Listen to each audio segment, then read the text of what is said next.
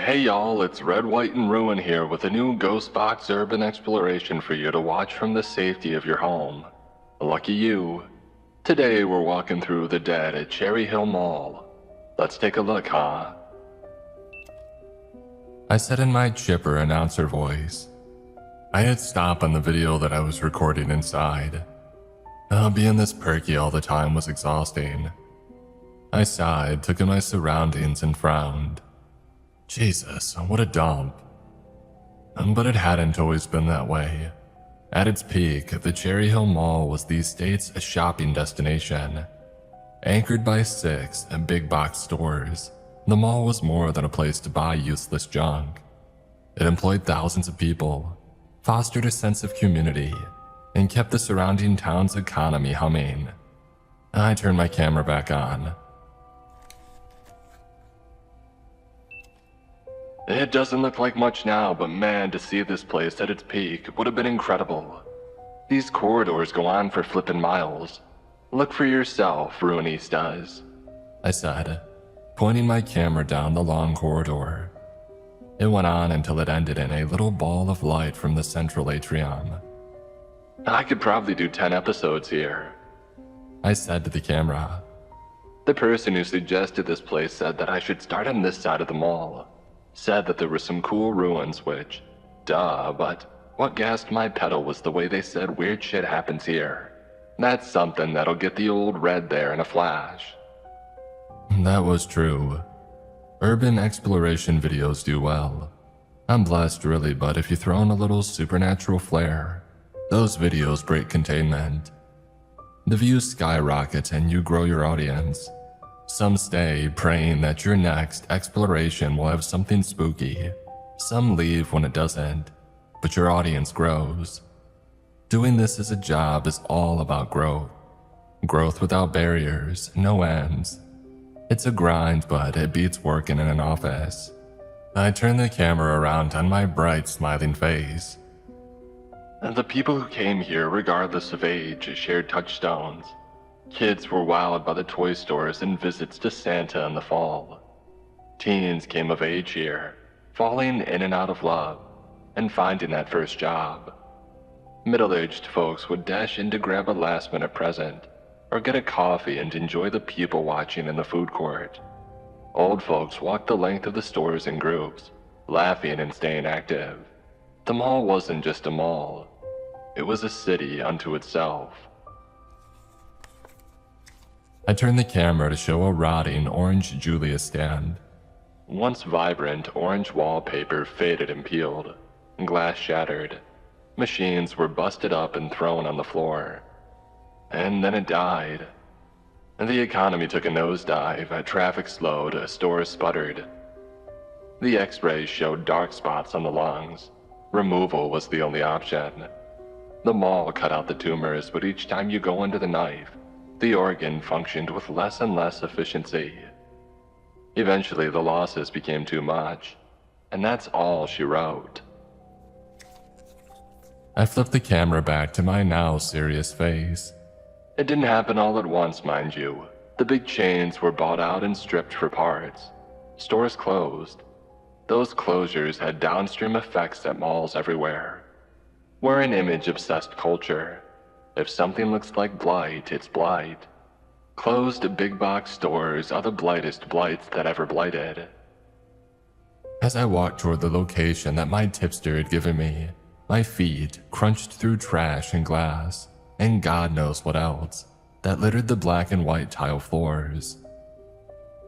Sears went first, Toys R Us, Bed Bath & Beyond, and JCPenney. Without anchors, the place was adrift, and the mall lost its pull with the people. These long, sprawling walkways, chock full of smaller mom-and-pop stores and kiosks, fell as foot traffic slowed. Soon entire wings went dark to save on cost. Pretty crappy, huh? Let's forget about that for now. Want to see how far I can throw this rock? I picked up a rock and hurled it down the long corridor. It landed with a thud somewhere in the dark. I reached down, picked up another one, and I hurled it.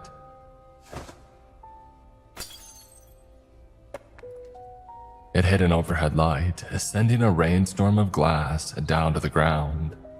The pinging on the tile echoed down the hall. Well, crap, gotta be better than that. I reached down and grabbed another rock, or what I assumed was a rock. On closer inspection, though, it wasn't some random chunk of granite. It was a hand. I dropped it before my brain discovered that it was a fake hand, a prop. I cackled, and it was the loudest thing in the quietest place. Jesus Christ, that was wild. Look, Ruinistas, at what I just hauled up. Nearly gave myself a heart attack. I flashed the camera down at the hand. It was realistic at first blush, but the illusion was ruined when you got to the fake blood and bones at the wrist. I picked it back up. Since I'm a solo show now, I should take this with me. Could always use a hand, right? You hear me, Ruinistas? A great joke, right? Right. I laughed. I'm such a dork. Don't worry, I'll edit that out. I stowed the fake hand in my bag and I kept on moving. I strolled past a former Lids store. On the front door, the only remaining glass not broken, was a faded sign that read, Yellow Brick Investment Group, closed for demolition. Since the building was still standing and the sign was as weathered as a South Florida retiree, I didn't worry about any wrecking balls finding me. Yellow Brick Investment Group was the name of the owners of the mall friends. I did a little research into them and there wasn't much out there. It's not surprising. Much of commercial real estate is a shell game among shadowy groups. Was that the company determined that costs had overrun everything and shut it all down? It sat, rotting like a whale on a beach. The stink infected the town, and things went from bad to worse. At first, there were rumors that somebody would buy the area from Yellow Brick, but a sale never happened. Several deals died at the last minute. Cherry Hill's rot apparently even got into the local real estate game. Redevelopment. Like all these dead ghost boxes, redevelopment became a buzzy idea in the town. You have prime real estate. It should be transformed into something worthwhile. At various points over the last 20 years, Cherry Hill was supposed to transform into a modern drive-in, an apartment complex, a minor league baseball park, but none of those happened.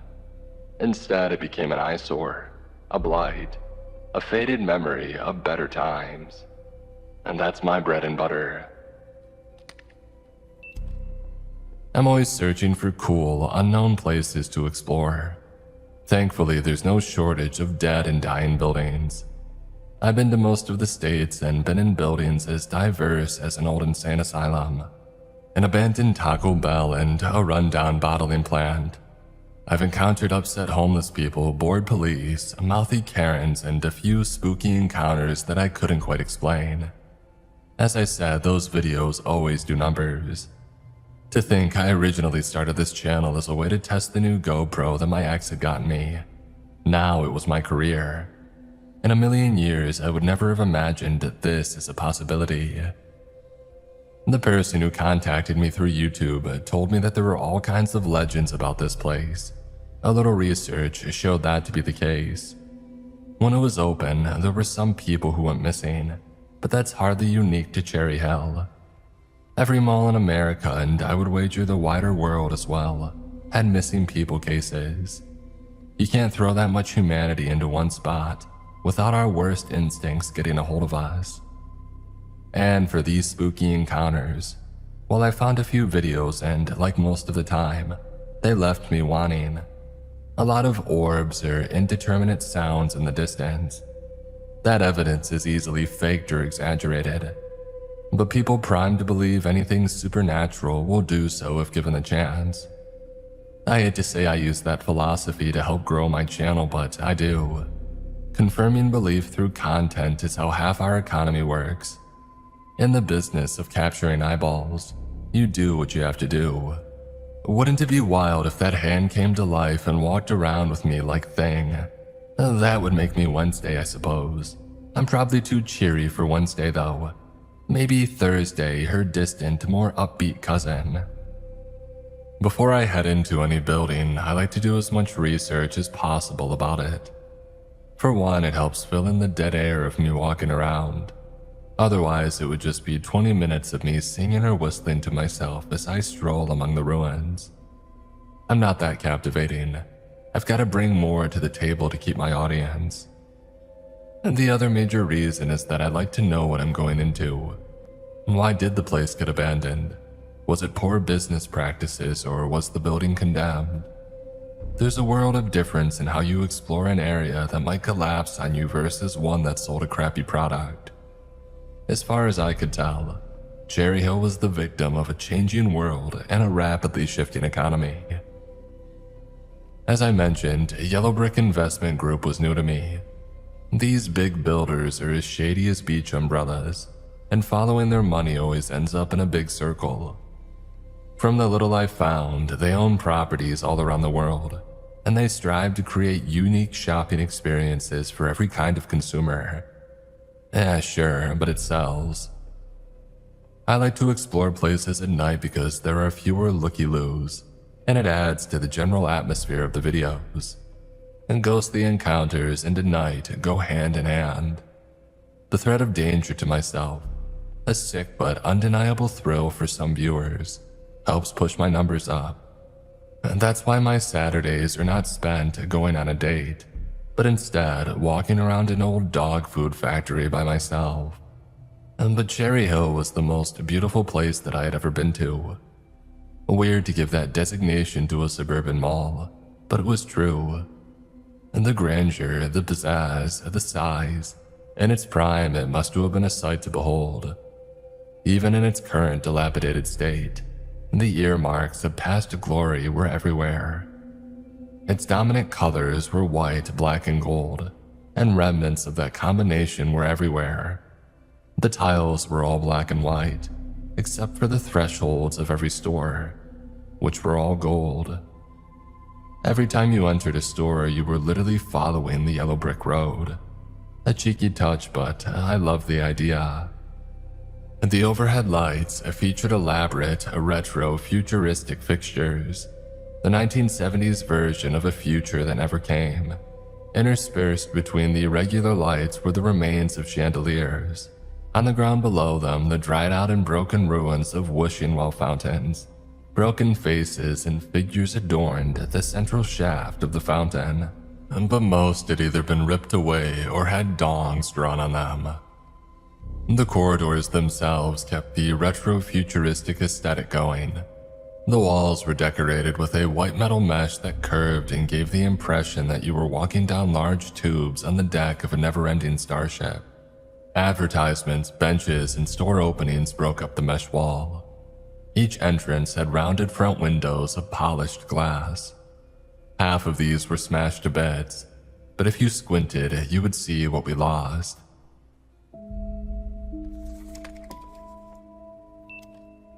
So, before I got here, I found the blueprints for Cherry Hill online. Crazy what a few bucks into Wi-Fi connection can get you. And this mall was single level but huge. Sprawl, not tall. A spoken hub design, with an anchor store at one end and long corridor ending in a glass-roofed food court atrium at the hub. If you squint, you can kind of make out some of the moonlight coming in through the glass. We are absolutely going to check that area out. Yellow Brick purposely designed Cherry Hill using a spoken hub system, and they've done studies on shopping habits and found that if consumers have even mild feelings of being stuck in a maze, they'll stop and browse just to pause the march. You browse at enough stores, the odds of purchasing something increase. You've seen this at IKEA. Paths purposely twist you around so you forget why you came there in the first place, but you end up getting more things than you intended. It's why you probably have a Smorgasbord dresser in your house and/or a love of Swedish meatballs in your heart. I strolled down the corridors taking B-roll for my channel and occasionally throwing in some colorful commentary and jokes. Half of the time, none of this footage will get used, but I would rather have it and not need it than the other way around. Something along the wall caught my eye and it made me stop in my tracks. A door with a restricted personnel sign on it. Oh, that's my catnip. I have to see what's inside. That's the thrill of this job. Ruinistas, are you seeing what I'm seeing? If you're new here, let me tell you, nothing gets read like seeing a door to a restricted area. The rule breaker in all of us wants to go through that door. Needs to go through that door. We've got time for a detour, right? Right. I walked over to the door and twisted the handle. It snapped off. I held half of it as the door squeaked open. I kicked it with my foot and the hinges screamed like a banshee. Inside was a dark hallway that ended at a T-junction and split in two directions. Things skittered and fat droplets fell into standing water. And the funk was intense. Well, it smells horrible. Let's hope that's the worst of it. I said into the camera that I mounted in front of me. What do we think, left or right? I took a step through the door and made it 3 feet before something on the ground caught my attention. I squatted, brushed away some of the dirt, and my jaw dropped. Below me, through a small crack in the tile, there was the flicker of a malfunctioning fluorescent light. What in the... The rumble rattled my bones before my mind processed what was going on. The ground beneath me gave way. I swung my arms, trying to gain balance or take flight, whichever happened first. Since I didn't rise off the ground, my flailing became an attempt to grab the rusted rebar poking through the concrete. I missed. The fall was both long and short. A weightless plunge that at points made me feel like I was falling and flying. For a moment, it was fun and thrilling, until I hit the floor. I landed butt first, the pain exploding in my tailbone and radiating up my spine. By the grace of the Lord, the larger chunks of cement had missed crushing my body, but slammed closer than I was comfortable with. Several smaller chunks, though, strafed my ribs, legs, and arms. Crimson slashes across my skin arrived, as if an unseen artist decided that I needed a bit more color. Welts on my body rose like the dead. I rolled onto my side, my hands clutching at my tailbone and tears falling down my face. I screamed a string of curse words that would have left the Fifth Fleet embarrassed. My horrid words bounced off the walls back at me like taunts. I allowed myself to writhe in pain for a beat, rubbing my butt like a genie was going to come out. It didn't make the pain go away, but it soothed me all the same.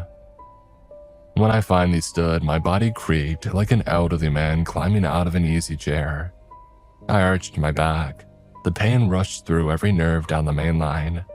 My vertebrae mimicked the snapping of a doo-wop song. Well, that sucked.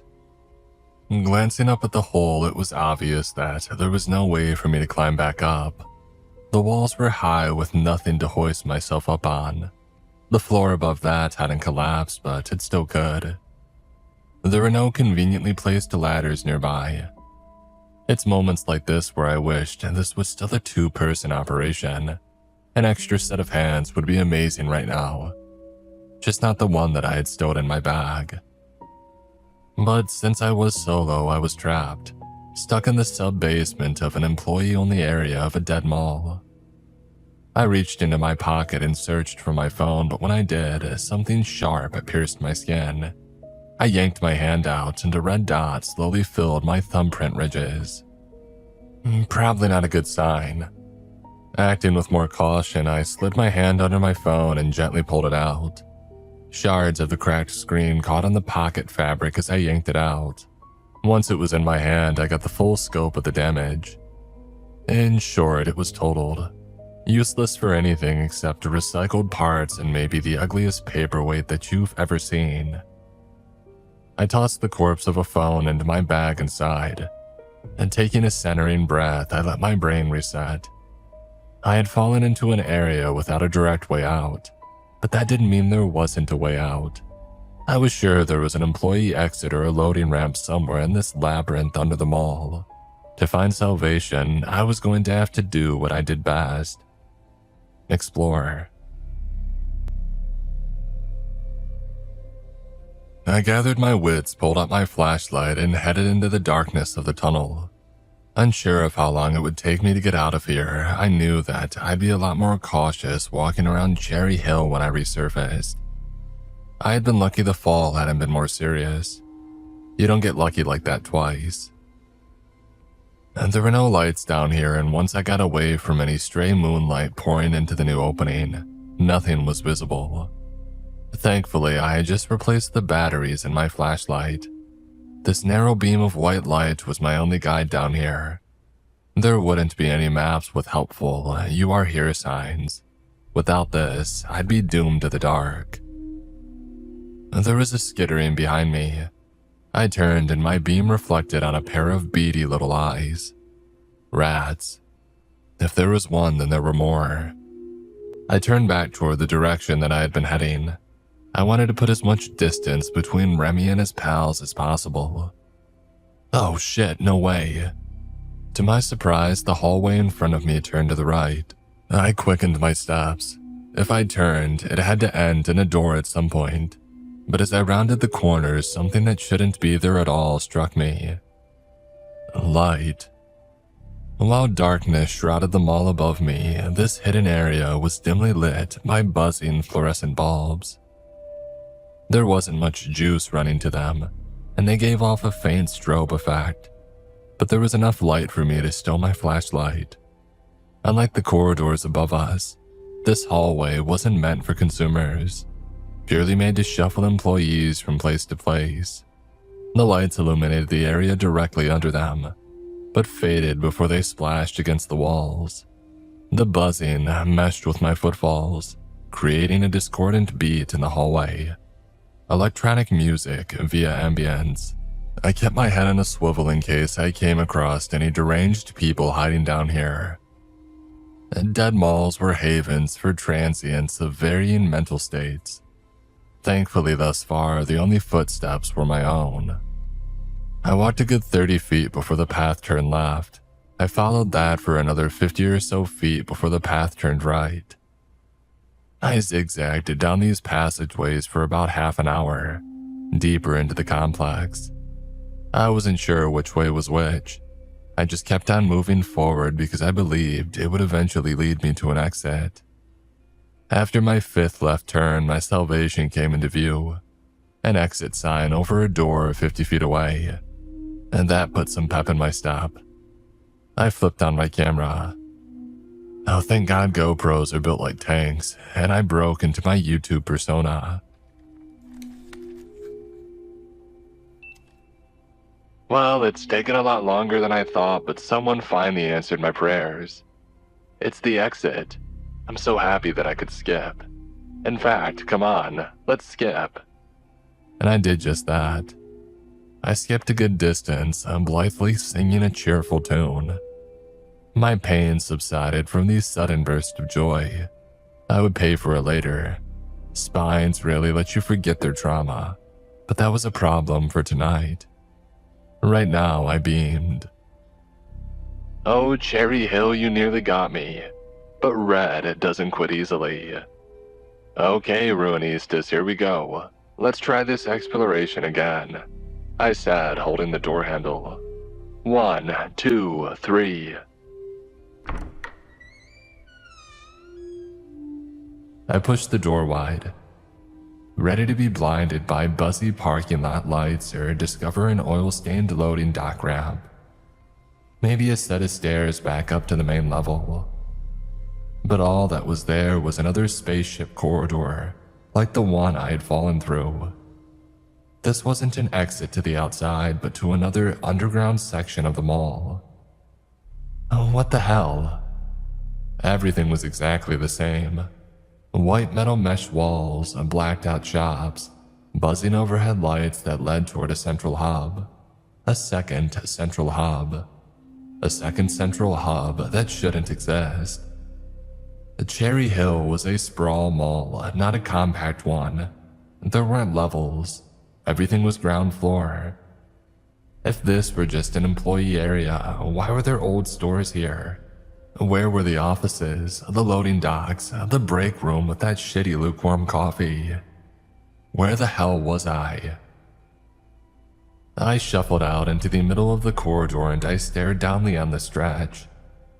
If this was like its upstairs duplicate, it had to end at a hub. But from where I stood, there was nothing to be seen. And the white mesh metal flowing forward into infinity. A glance in the opposite direction revealed the same dimly lit walkway lined with closed doors. Mall as far as the eye could see. It had to end somewhere, right?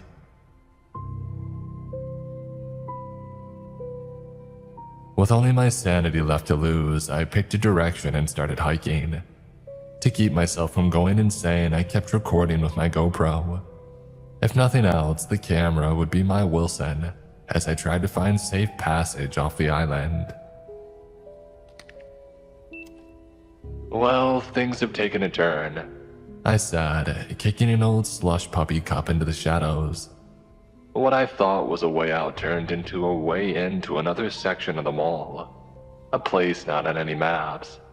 I might find the fabled western route to the Spice Islands. I walked, mumbling to myself, for about 10 minutes. Along the way, I passed closed and boarded up mall stores. Some brands were familiar, the Sharper Image or Spencer's Gifts, but the majority were local mom and pop stores. Best Cookies and Pies, Logistical Edge Computing, Fan Dan's Fan Den, a non-stop parade of dead or forgotten brands, rockets that exploded on the pad instead of shooting into the stars. Boy, what I wouldn't give to hear someone else's voice right now, I lamented. Even a madman might provide Red with some information on how to get out of here. That and how the garbage can spoke to him and said that we were all disposable in the eyes of God. A flicker at the far end of the corridor caught my eye. An overhead light briefly burned at full force. While it was at a distance I couldn't discern. 100 yards, 200, a mile. It didn't stay there. The blinking moved from light to light down the line, each time a little bit closer. My body went still. I was frozen. I held the electric blinking above me with the same reverence the people beholding the dance of the Northern Lights have. More than anything, this signaled to me that there had to be somebody else down here. Someone was manipulating the lights. Hello? I screamed, my voice echoing into nothingness. Hello? The blinking lights kept moving toward me, but the speed increased. One overhead winked out after another. Sections of the white mesh disappeared and reappeared as the burnout raced toward me. My lizard brain was sending out danger signals, but my higher brain wasn't listening. It was light. How dangerous could it be? But still my body took survival orders seriously, and without even noticing, I slowly backed toward the mesh walls, retreating into the shadows. But it never reached me. The light stopped and steadily blinked in front of the doors of a store about 60 yards from me. On off, on off, on off. I came out of the shadows and yelled, "Is anybody down there? I'm lost." Every light instantly winked out. I stumbled back toward the wall as if something would come barreling down the corridor. After waiting for something to pass, it became clear that nothing was coming. I was probably safe.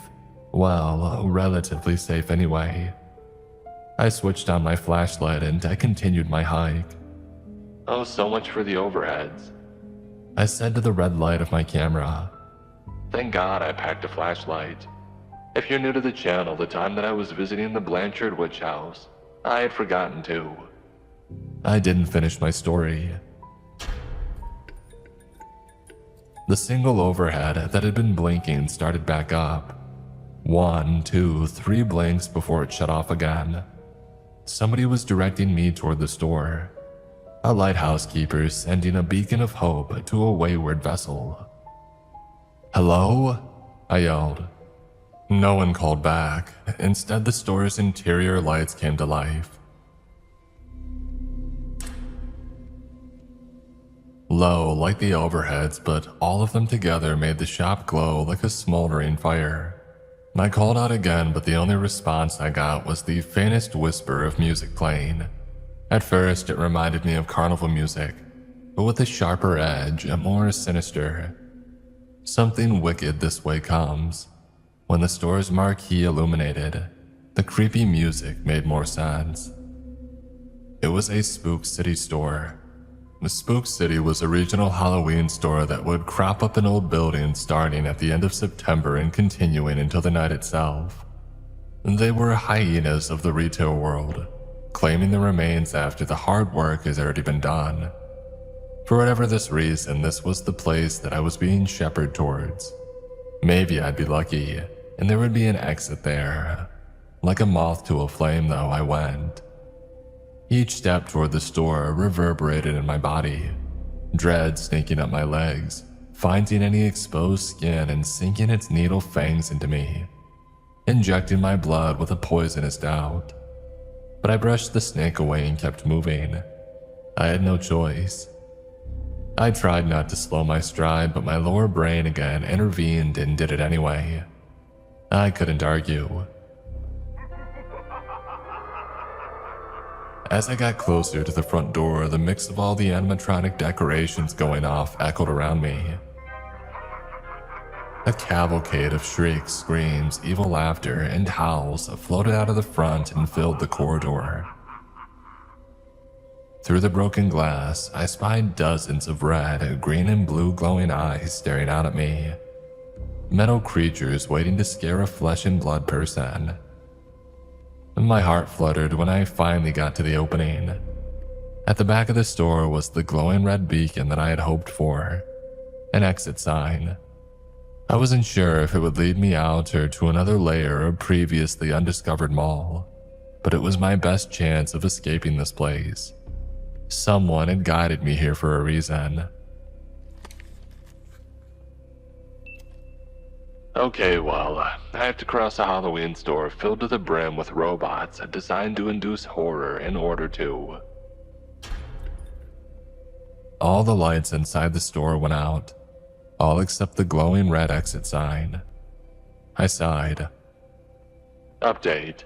I have to cross a Halloween store filled to the brim with robots designed to induce horror in the dark in order to get to the exit. Should be a piece of cake, I'm sure. I pulled my flashlight back out and pressed the button, but no lights came out. I bashed it in my palm, but it stayed dead. Sighing, I stowed it back into my bag, cracked my neck, and took my first, unsure steps into the store. My first impression is that this place had been closed for a long time. Everything was covered in an inch of dust, and there were spiderwebs so large that they would trap Buicks. I leaned down and picked up a fallen sign that read, "Satan's Little Helper, 1998's scariest decoration." I scanned the room but failed to find Satan's Little Helper anywhere nearby. The store was a maze of decorations. In front of me was a coven of dusty witches standing over a cauldron. Hallways led in opposite directions around the girls. Off to the left were walls of masks and other costume accessories. This is probably where my extra hand came from. To the right were even more elaborate animatronics and props. At some point, I assumed these paths reconnected, possibly toward a checkout counter in the middle of the store, but I couldn't tell in the dark. Pairs of unblinking eyes dotted the darkness. Every once in a while, a robot would get triggered and shriek or scream or laugh, rising or rocking or swiping off at the unseen thing that set them off. I assumed the rats that lived here were probably used to these things, and they paid them no mind as they zipped around them. Unlike my disease-carrying pals, though, I was a bundle of quickly unraveling nerves. And the central witch came to life, turning its head to me and rising ever so slightly. Who goes there? It said, adding a cackle and a scream as an exclamation point. Its eyes twitched back and forth, searching for something that it would never actually see. We make food out of your kind. More laughter. The two flanking witches joined in now, scanning up and down for kids with bags of candy. You there? Who do you think you are? Oh, sister, I think this one looks delicious. Cackling, it set off other robots in the darkness. Soon, a wave of screams came from all corners of the room. Agony, despair, death. All the flavors of a killing field rippled around me. I shivered. Not a fan of this turn, gang, I said to the camera. My eyes never left the main witch that had greeted me. It swayed a bit from side to side, its red eyes floating in the dark. The witch was a foot taller than I was. I glared at it and shook my head. I would have hated seeing you while trick-or-treating. Its head turned toward me. You'll die in here. And that couldn't have been one of the pre-recorded tracks, but the other alternative was that this thing was freelancing. That was impossible. I laughed, more nerves than anything, and said, "Hey, that was rude, you know that?" The whine of old mechanical parts kicking into gear filled the space as the witch inched forward.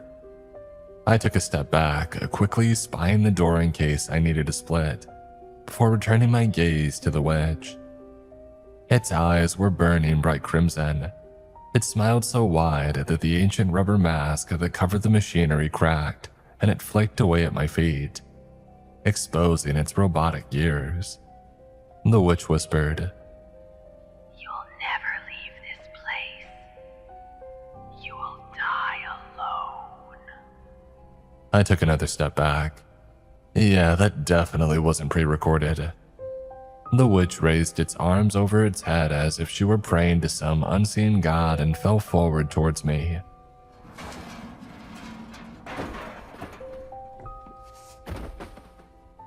I screamed, stumbled back, and fell to the ground with a thud.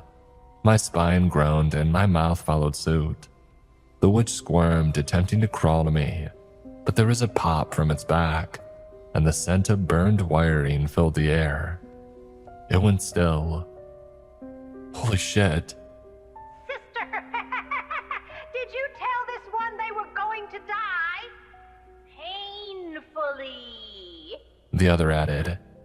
And away from any loved ones, assuming anybody could love this creature.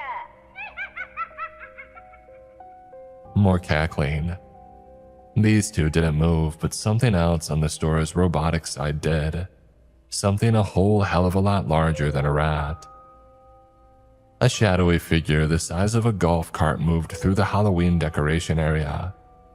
It knocked down a few robots, sending them screaming as they fell face first on the ground. Bits of their broken bodies snapping off and skittering near my feet.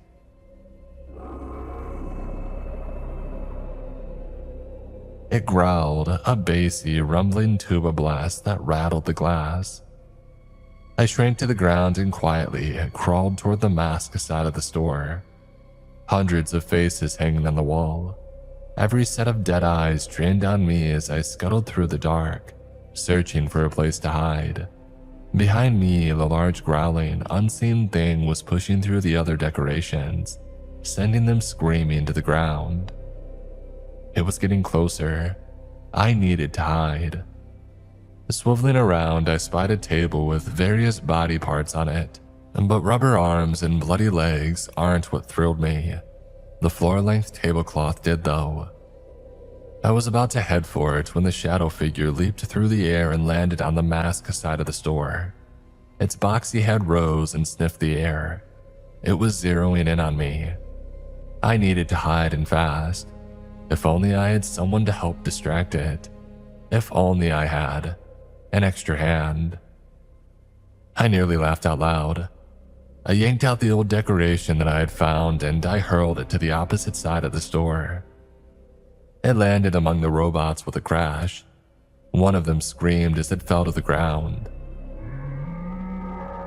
Without hesitation, the creature leaped toward the disturbance. That gave me enough time to hide. I lifted the skirt and found just enough space to cram under there. Without hesitation, I crawled in. The shop was dark, but under the tablecloth, I was in a black hole. I pulled my knees up to my chin and tried to fold my body in half. When I was a kid, I used to imagine that if I tried hard enough, I could transform my body into part of the surrounding walls, to blend seamlessly into the background until I popped out and surprised people. I tapped that part of my brain again, this time omitting any desire to surprise anyone. Outside of my little world, the massive creatures were slinking around, knocking over displays and products. Its snuffling and growls intercut with random cackling and haunted howling. When this creature lumbered down an aisle, the ground shook. Even though I had no idea what this thing was, my brain started filling in the blanks. It was something so horrific that it would easily be a top-selling decoration at Spook City. Where did it go? One of the witches asked, the cheap wiring in its voice modulator sending its voice up and down the vocal register like a talking slide whistle. It's alone and scared, as it should be. The other said, It's only a matter of time. the slide whistle witch said, They all fall eventually. more cackling. Like two old crows in a fence watching field hands toil in the sun, content to only observe and reap the benefits of someone else's sowing.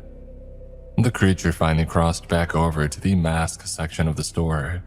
Each thunderous step shot through my body like a bullet. I inched back from the hem of the skirt as if those precious few centimeters would matter if this thing knocked over the table. I would kill for another set of eyes, another brain to bounce escape ideas off of. When I first started urban exploring, it wasn't a solo affair. My ex and I used to go out together. In fact, that was who had gotten me into it. I had always been curious, but I never took the leap. My ex said, take new chances, and I decided why not, for a New Year's resolution that had morphed into a living, breathing thing. Working as a duo was fantastic. It bonded us and deepened our connection. Suddenly, we spent hours trawling for fresh places to explore and excitedly gushing about their weird histories. We made new friends and memories. Ironically, in the rotting bones of these old buildings, I believed that we were building a solid foundation. But it turns out that the rot gets us all eventually. The loud footsteps rattled my gear. The thing lumbered down the aisle, knocking things over as it moved, unaware of or not caring about the destruction that it left in its wake. I held my breath and I closed my eyes. I wished it would go away, but wishing never did anything but raise expectations and precipitate quick downfalls. After all, I wished my relationship hadn't ended, and now I was stuck under a table in a twisted, dead mall with some bloodthirsty creature searching for me. It walked past the table. It snuffled and the air made the tablecloth waver. The stench of the breath infested my nasal passageway. Roadkill cooking on asphalt. Vomit raced up my throat, but I chewed it back. My body trembled. My salvation was as thin as the tablecloth keeping me hidden. As this thing circled my table, more movement came from the other side of the store. Near the witches, another decoration was slowly dragging itself across the chipped tile floor. It was sturdy, metallic, and as it scooted along, it would occasionally let out a goofy Halloween howl. Something that would scare trick-or-treaters but would leave adults laughing. As it approached, I wasn't laughing, nor was I the only one surprised. The creature spun around to stare at the creeping abomination. As it did, its bulk knocked the front leg of the table. It rose and my stomach flipped. As it landed, the rubber-covered knob squeaked against the tile. I inched myself back, trying to keep my feet from sticking out but failing.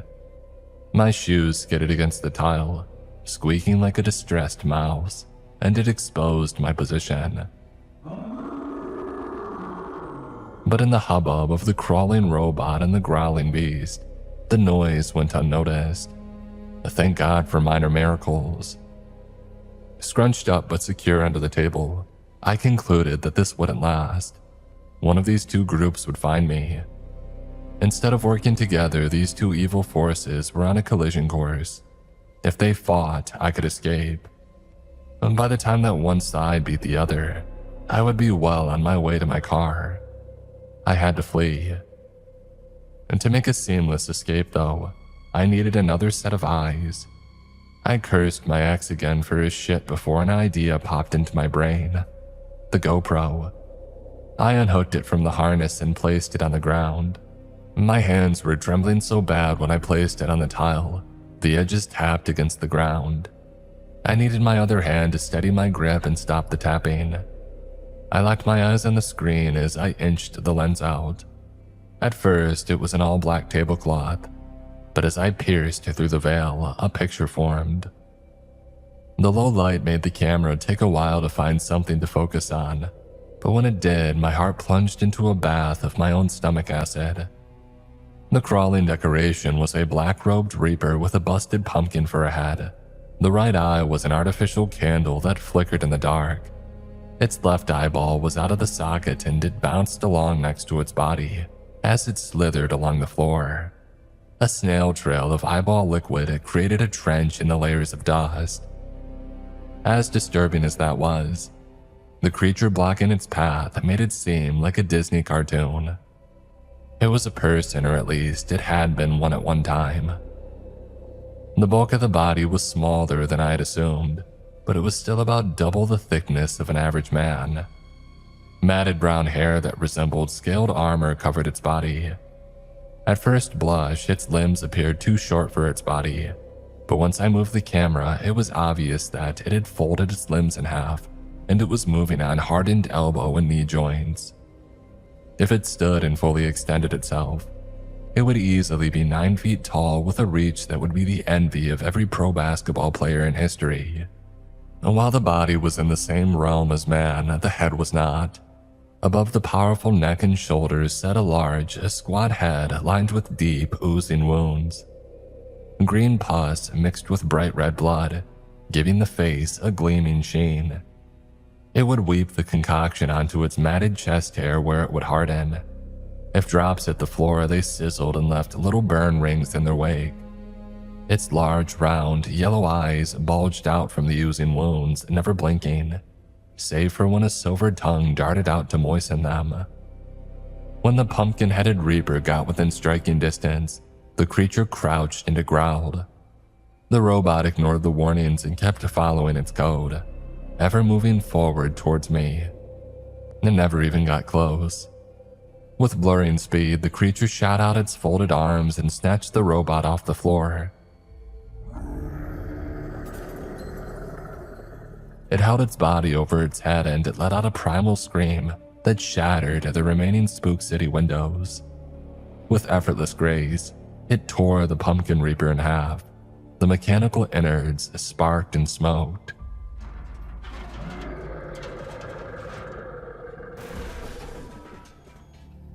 It hurled the remains in opposite directions.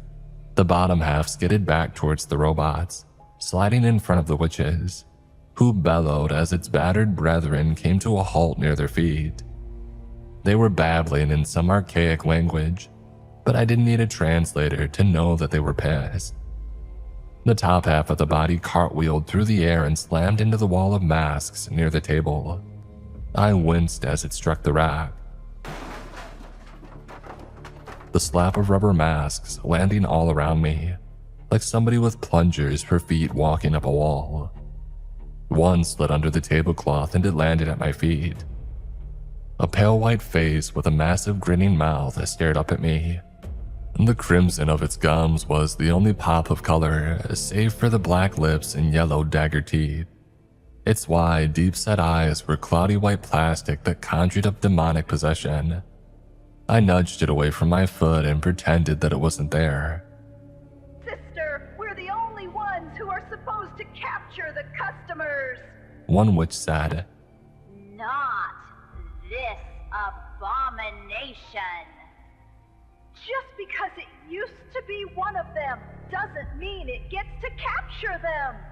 Came the response from the other witch. The creature sniffled and let out a warning growl. It sat back on its haunches, staring at the robot side of the room, ready to strike if the need arose. I didn't understand this conflict. They both wanted to get me but focused on getting each other instead. Whatever. While these two groups were having a pissing contest, I would sneak over to that exit and get out of here. I adjusted my pack and stowed away my GoPro, readying myself for the journey. Moving quickly and quietly is a skill in the urban exploration world, and I become quite good at it. The trickiest part would be exiting the table, but after that it would be... The possessed mask flapped like a manta ray's wings, those cloudy white globes staring up at me. The brows narrowed and the grin grew wider. It started hooting like a baboon, sending out a warning to anyone that it had found me.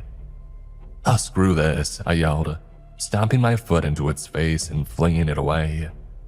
I stood, pushed the table off me, and sent it flying towards the creature.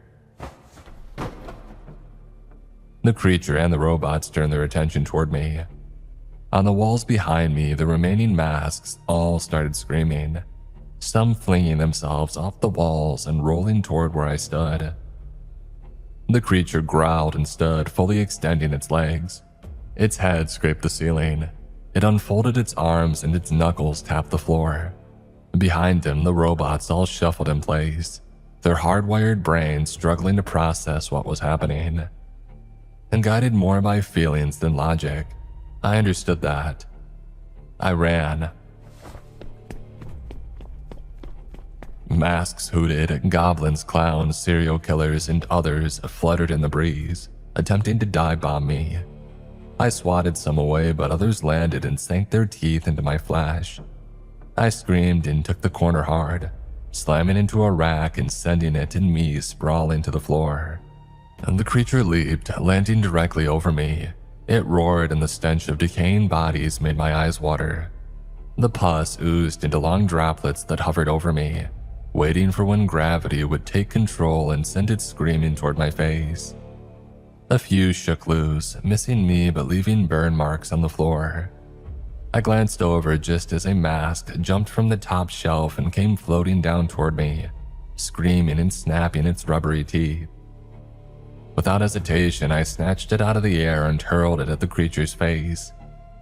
It had difficulty wielding its gangly arms to stop it, and the mask sank into the nape of its neck. It bit down and the creature let out a scream and scrambled to pull it away. Another mask skipped me and jumped at the creature. The rest followed suit. The creature was being swarmed. It stumbled away, doing its best to yank off any of the parasites, but finding the task nearly impossible. It roared, shrank back its arms, and plucked them off. I didn't hesitate to take this moment of chaos to make my escape. Kicking away from the mass of moving horror in front of me, I sprang to my feet and spied the exit sign at the back of the store. The glowing crimson was a welcome beacon in the dark. A zombie scarecrow's mask came screaming at me, but I swatted it away and sprinted for the door. 10 feet. I tore through the maze of aisles, occasionally clipping them and sending the contents flying to the ground, but I kept moving. 8 feet. Rustling somewhere in front of me. It had to be the robots. The exit was on their side of the store. Whatever. 5 feet. My ankle caught the corner of the shelf and pain exploded up my leg.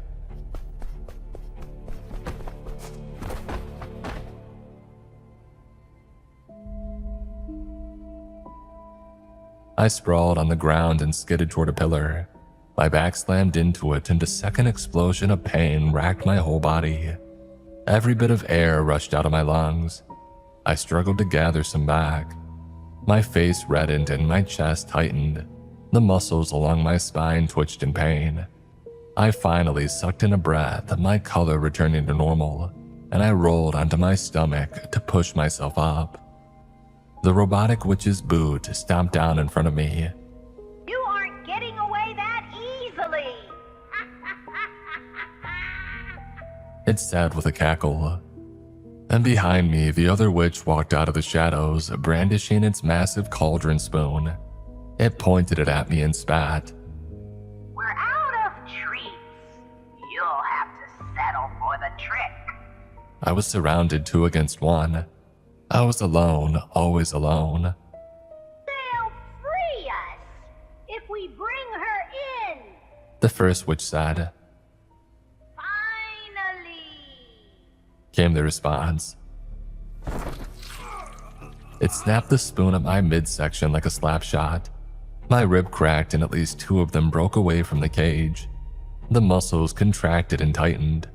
The boa-like vice grip made me gasp from the pain. It reared back to hit me again.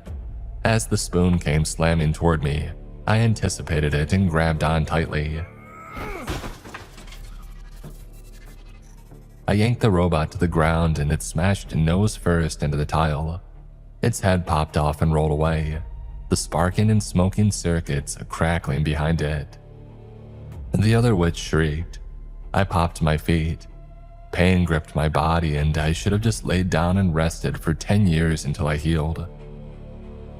But I was running on spite and rage. Without hesitation, I swung the spoon at its head. It snapped hard to the left, sparks crackling from the wound. Raising the spoon high over my head, I brought it down with all the anger coursing through my veins.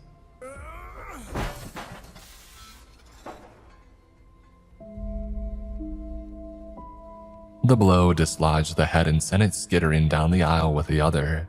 Its body momentarily stood before crashing down to my feet in a pile of gears and cogs and Halloween-themed slogans bursting from its melting voice box. I dropped the spoon and burst for the exit.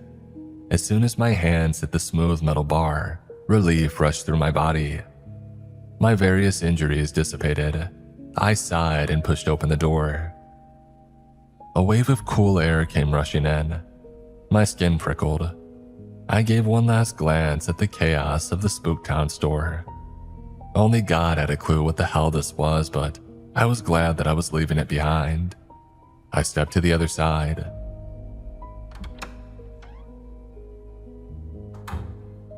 I let the door close behind me and took a few cautious steps into this void. It was dark. I reached out and tried to find the wall, and my fingers finally found it. The tips curled around a cool metal mesh. About 100 yards in front of me, an overhead light popped on. "No," I whispered. "It can't." The light exposed my fear. More corridors, more closed doors, more mall. "It can't." The lights raced towards me. I hung my head. Tears stung my eyes. I had never felt more alone than I did in that moment. I dropped to my knees and sobbed into my hands. And behind me, a small, timid voice cried out, "Hello?"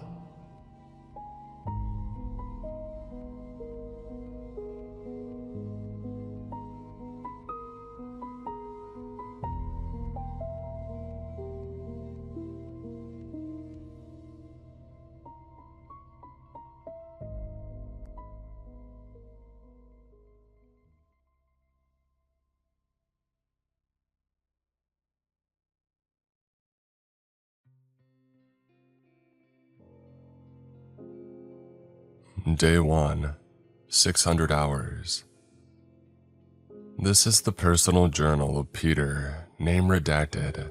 I am of my own will and incapacity of my position as redacted at the Avaris Corporation, leading an expedition into a newfound parallel reality that will henceforth be known as the Backrooms. Let it be known that I am of sane mind and as of this writing, I have passed all needed mental health checks in order to be present on this expedition. What I know so far is the backrooms, despite our most recent discovery, it's always been here. It seems that this pocket of reality was a sort of precursor or a plan to our own world. Travel between the backrooms and our world is facilitated through a digitization procedure, where we in our own reality are essentially broken down while passing through a specially charged gateway, and data transmitted through to this parallel version of our Earth. We will be undergoing this procedure at 800 hours, approximately 2 hours from now. I can't say that I'm a fan of the name, but we've used the popular internet theory of the backrooms as a placeholder for this area at the moment. It's not quite the same beige, endless hallways that YouTube and 4chan have made it out to be though. For all intents and purposes, the backrooms have been described as similar to our own world, but trapped in time. It's also noted that things in the backrooms are more dated, I suppose is the right way to put it. Think of it like a video game render, where modern life is the most up-to-date graphical ability that we have, seeing it in perfect clarity. The backrooms itself looks like something more akin to a game from the late 90s. Everything has a lower polygon count, like it was rendered in older software.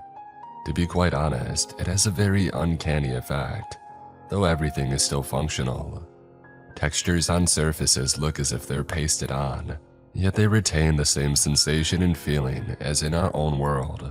The few subjects that have been sent through previously have come back with little information, though they're not quite the specialists that are going to be sent over this time. In our team of 5, I will function as a lead researcher. Also joining us are Avaris employees, Julie, Remington, Fitz, and Murray. Last names redacted for privacy. Our aim is to explore the backrooms and get a good look at what it may function as and report back. Our home base will have a redigitizing setup where we will report back and return home after 48 hours inside the backrooms. I'll be keeping an updated log of what is discovered. Day 1, 900 hours. Yeah, so we made it to the backrooms. To my surprise, it seems to mirror where you are at the time of entering, geographically at least. We entered through the Avaris Research Facility in Manhattan, emerging in the same basement level. However, upon further inspection, we have realized that the backrooms is not an exact recreation of our current reality. Whereas the current wall color of the Avaris Research Building interior is a dark blue with LED lighting installed in the ceilings, this version in the backrooms has beige walls with fluorescence. At least it's the approximation of fluorescence. These panels in the ceiling are in fact only an image of the ceiling material, like a texture pasted over a game asset. It has no defining crease or crevice holding it in, but it's simply painted onto the surface, yet it is still providing light. One of the more curious discoveries though involves shadows. It seems that our shadows are, well, they aren't often visible. It's odd, but as long as you're within a certain radius of the light source, you're fully illuminated. Even facial features don't cast shadows at different angles. It makes me uncomfortable. We're setting up base camp in the research lab. It's much more bare bones in here compared to the one in our reality. Only a couple of desks and the computers are just boxes, crude and fashioned in the style of a PC from the 90s. Very bulky. I'm going to see if I can get any of them to work as we go. The next few hours will simply be base camp tests and making sure that the environment here isn't lethal. Right now we're wearing containment suits like they do in the hazard rooms back home, and I would rather get out of them as soon as possible. They have a habit of riding up in the crotch. Very uncomfortable. Day 1, 1400 hours. This is an interesting development. We've begun to branch out from base camp now that it's finally set up, exploring the rest of the building finally. The elevators work, though they contain far less floor options than the ones back home. As it is, we only have 3 buttons. 4B, the basement that the research lab is in. ground, or rooftop. Transport between floors is also odd, shorter than the time it takes back home without stops.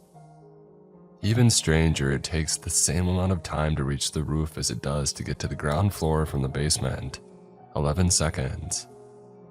I can't say I'm sure why, but I look forward to exploring what it could be due to. More curious, although the elevator doesn't seem to be working, we've been able to use the stairs to navigate floors. When we go to the elevator on other floors though, it still only gives these same options. We're able to travel to the other floors but not return to the ones that we departed from. It's all well. It reminds me of the logic in a game. It's strange and, as of yet, defies all reason known before. Other floors feel almost alien in their construct. They're bare for the most part with no equipment or furniture, only an occasional column in the room. More so, they have even more simple textures in the other areas. We've had to bring portable light sources with us as they're all dark with no working source of light. But the walls, ceiling, and floor are nothing but blank white. Not so much even a color as it is just the absolute absence of anything. The lights that we bring in seem to get absorbed by the surroundings, and despite the bright white colors, the rooms are incredibly dim and hard to see. It's eerie, really. You almost feel that you could go through the white walls and fall into a boundless void. At times when observing them, I swear that I could catch noises coming from the other side, just barely loud enough to hear. They were faint and far away, but I swear they sounded like voices. We've yet to encounter anyone living in our exploration of the building, though whether they would be the same type of living as we are is a totally unknown concept as of yet. We could very well be dealing with creatures totally unlike us, or exact copies. Though judging from how this place looks, I question whether they would look more like us or like their own world. Currently, I'm back at camp in order to get food and recharge. We have yet to actually step out into the lobby or the rooftop, and we'll be making that venture next. 1900 hours. I'll be damned. The more I step into this world, the more I question what it really is. I've found things that seem so familiar, yet so highly strange that I don't recognize them. It's like hearing a minute of a song from your childhood and getting that brief smell of nostalgia. I feel like I should be at home here, comfortable in a known environment, yet at all times there's this electrical tingle to the air, like a constant current running through every single part of my body.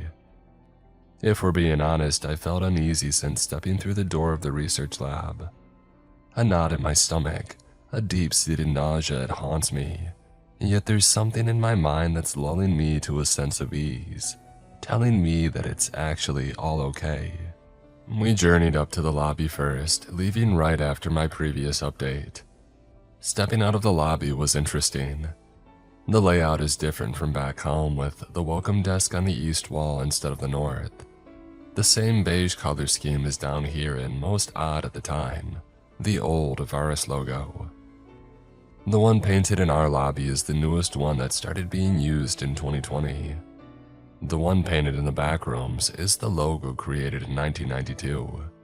And if I have my years right, it was retired back in 2003. The shining capital A was painted a bright gold. Rays of light around it as it connected to the rest of the letters to spell the company name. It brought back a wave of nostalgia, reminding me of the commercials that I saw as a child when watching cartoons on Saturday mornings, though at the time I had little idea of what went on here. Dark green carpet blanketed the entire room, with the floor-to-ceiling windows the only thing that looked remotely the same. A soft, yellow light was coming through them, though we're unable to see outside or even determine what time of day it is. When trying to look through, the windows are essentially just walls. Nothing is visible through them, just the texture painted over to make them look as though they're reflecting light. I'll say that it activates a certain claustrophobia. thinking that you're going to look through a window and finding that you're simply trapped in a box. I could step out the front door and be in the middle of an ocean for all we know. My fears were, well, I won't say that they were quelled by going up to the roof. If anything, I think I found something that doesn't quite make sense in my mind. Since arriving, I felt that familiar tinge of nostalgia. I grew up in the city in the 90s and spent a lot of time wandering in my younger days. The NYC skyline back then was different, for obvious reasons. And well, getting to the rooftop proved to be all that I needed to figure out just how radically different the back rooms was from our own world. The sky outside was a pale gray, not a whole lot different from ours back home. The clouds, though, they weren't round, fluffy, or moving at all. Every cloud was separate, a little blocky in the sky, angled in odd shapes. Beyond that, the sky was a visible gradient, not blending into each other but in separate color layers leading all the way to the horizon, which was totally flat. The water around the island was as still as it's ever looked, with not a single wave visible. More eerie though, down below, 40 stories, there was nothing. It was the quietest that I'd ever heard the city. No traffic noise, no planes coming and going from the airport, not even the wind. Just empty quiet, not a thing moving. Overlooking the city was even more concerning. From up here, I had a pretty good view of most of the city. We weren't the tallest building on the island, but it was still clear in every direction. Looking around, I spotted them immediately. The Twin Towers. And Julie started crying when she had laid eyes on them. Can't say that I blame her considering that her father was working there on that day. Died when the first plane hit. To see that building standing again, well, I can't imagine that it's an easy thing to go through. And we returned to the lab after that, deciding to call it a night so everybody could get some rest. To say the day had been overwhelming is an understatement. Everybody's camping out in the main research lab, setting up sleeping bags and portable folding cots. It's not ideal, but it's comfortable enough. I've been messing with the computers in the room as well. It's an odd feeling. The buttons on it are non-existent, yet react when you touch them like modern touchscreens in a way. The keyboard looks more like a sticker on the desktop, but it responds to the same button motions as a typical QWERTY layout. Unfortunately, I'm being kept out of the system as it requires a username and password. The layout reminds me of an old DOS system though, with a very bare-bones interface. I'll keep seeing if I can eventually get through it later, but I don't think that it'll be happening tonight. Day 2, 900 hours. I'm writing that it's 600 hours, but truth be told, I don't feel so sure. The day and night cycles here just don't seem right. I went up to the rooftop again at 7:25, fully expecting the sky to be bright, but it was a deep and dark blue with a moon that looked as if it was a cheap photo hung in the sky. The air was still just as quiet, with no stirs or bustles from anywhere nearby. I stayed up there to drink my coffee, witnessing the sun come up about 5 minutes later, right on the dot at 7:30. At the time it happened though, it wasn't any kind of gradual sunrise, but more like a switch being flipped. The settings changed and suddenly, pop, a bright blue sky and blazing yellow sun hanging at high noon. I stayed up there to finish my coffee before coming back down here almost on the dot at 800 hours. When I turned to leave, however, making my way back to the elevators, the switch flipped again. Suddenly it was completely dark once more. The same plastered moon hanging in the sky and no sign of the sun anywhere. Upon witnessing this phenomena, I went downstairs to grab Julie and Fitz. We got back up within 10 minutes, and for a while there, I believe they genuinely thought that I had gone mad. Can't blame them in this situation, all things considered. We were dealing with an alien world masquerading as our own after all.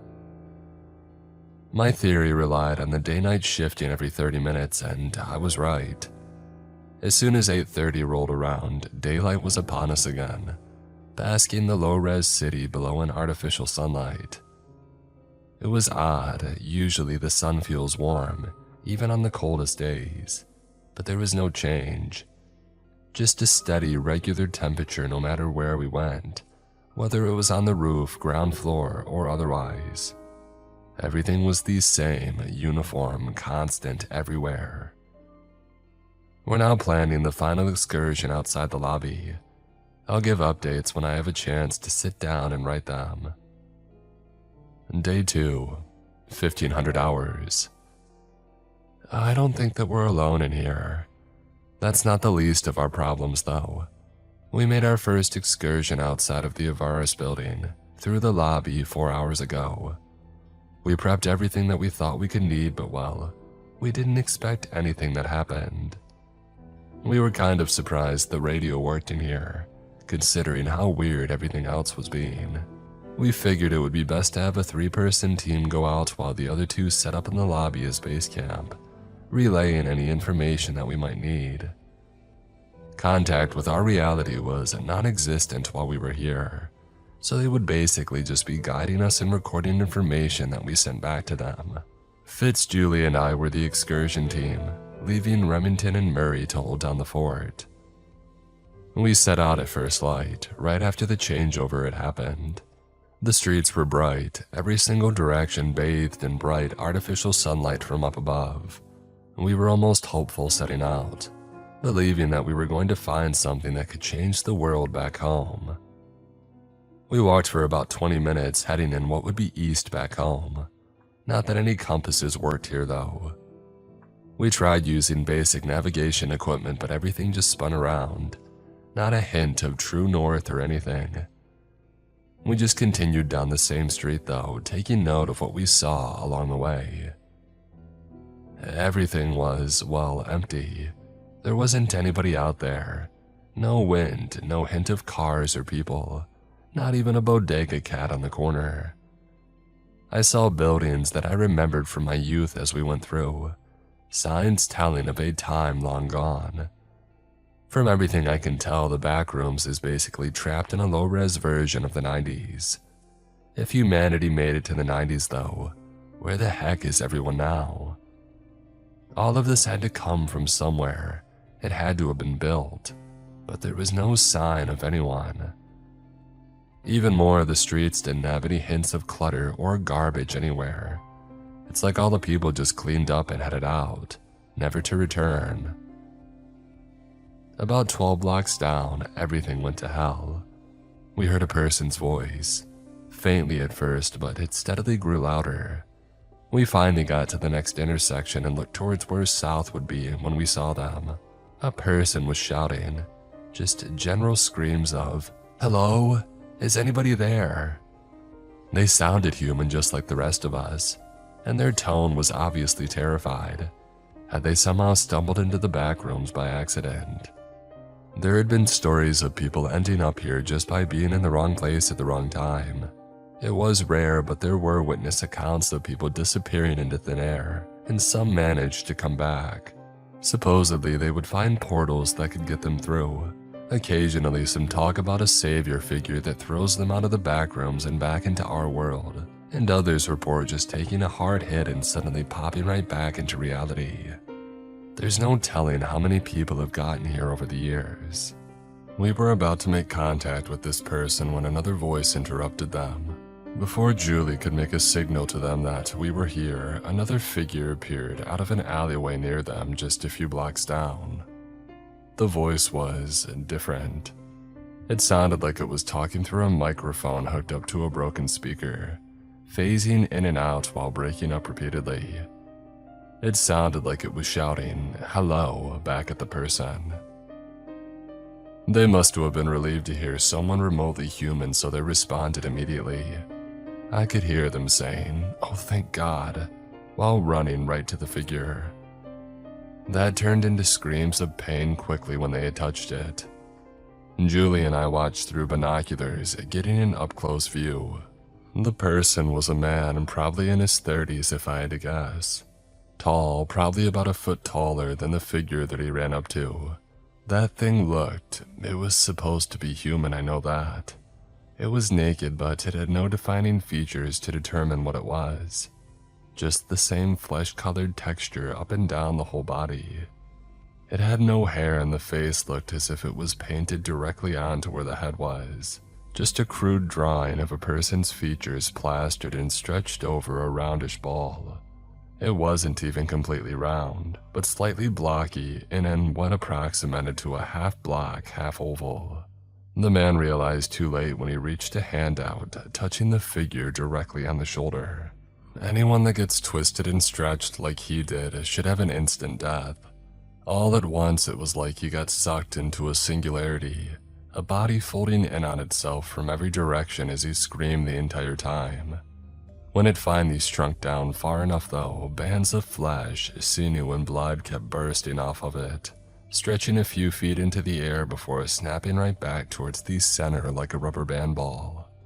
I can still hear his shrieks, begging for help, begging for the thing to stop as it just repeated the same glitchy "hello" in front of his mangled body.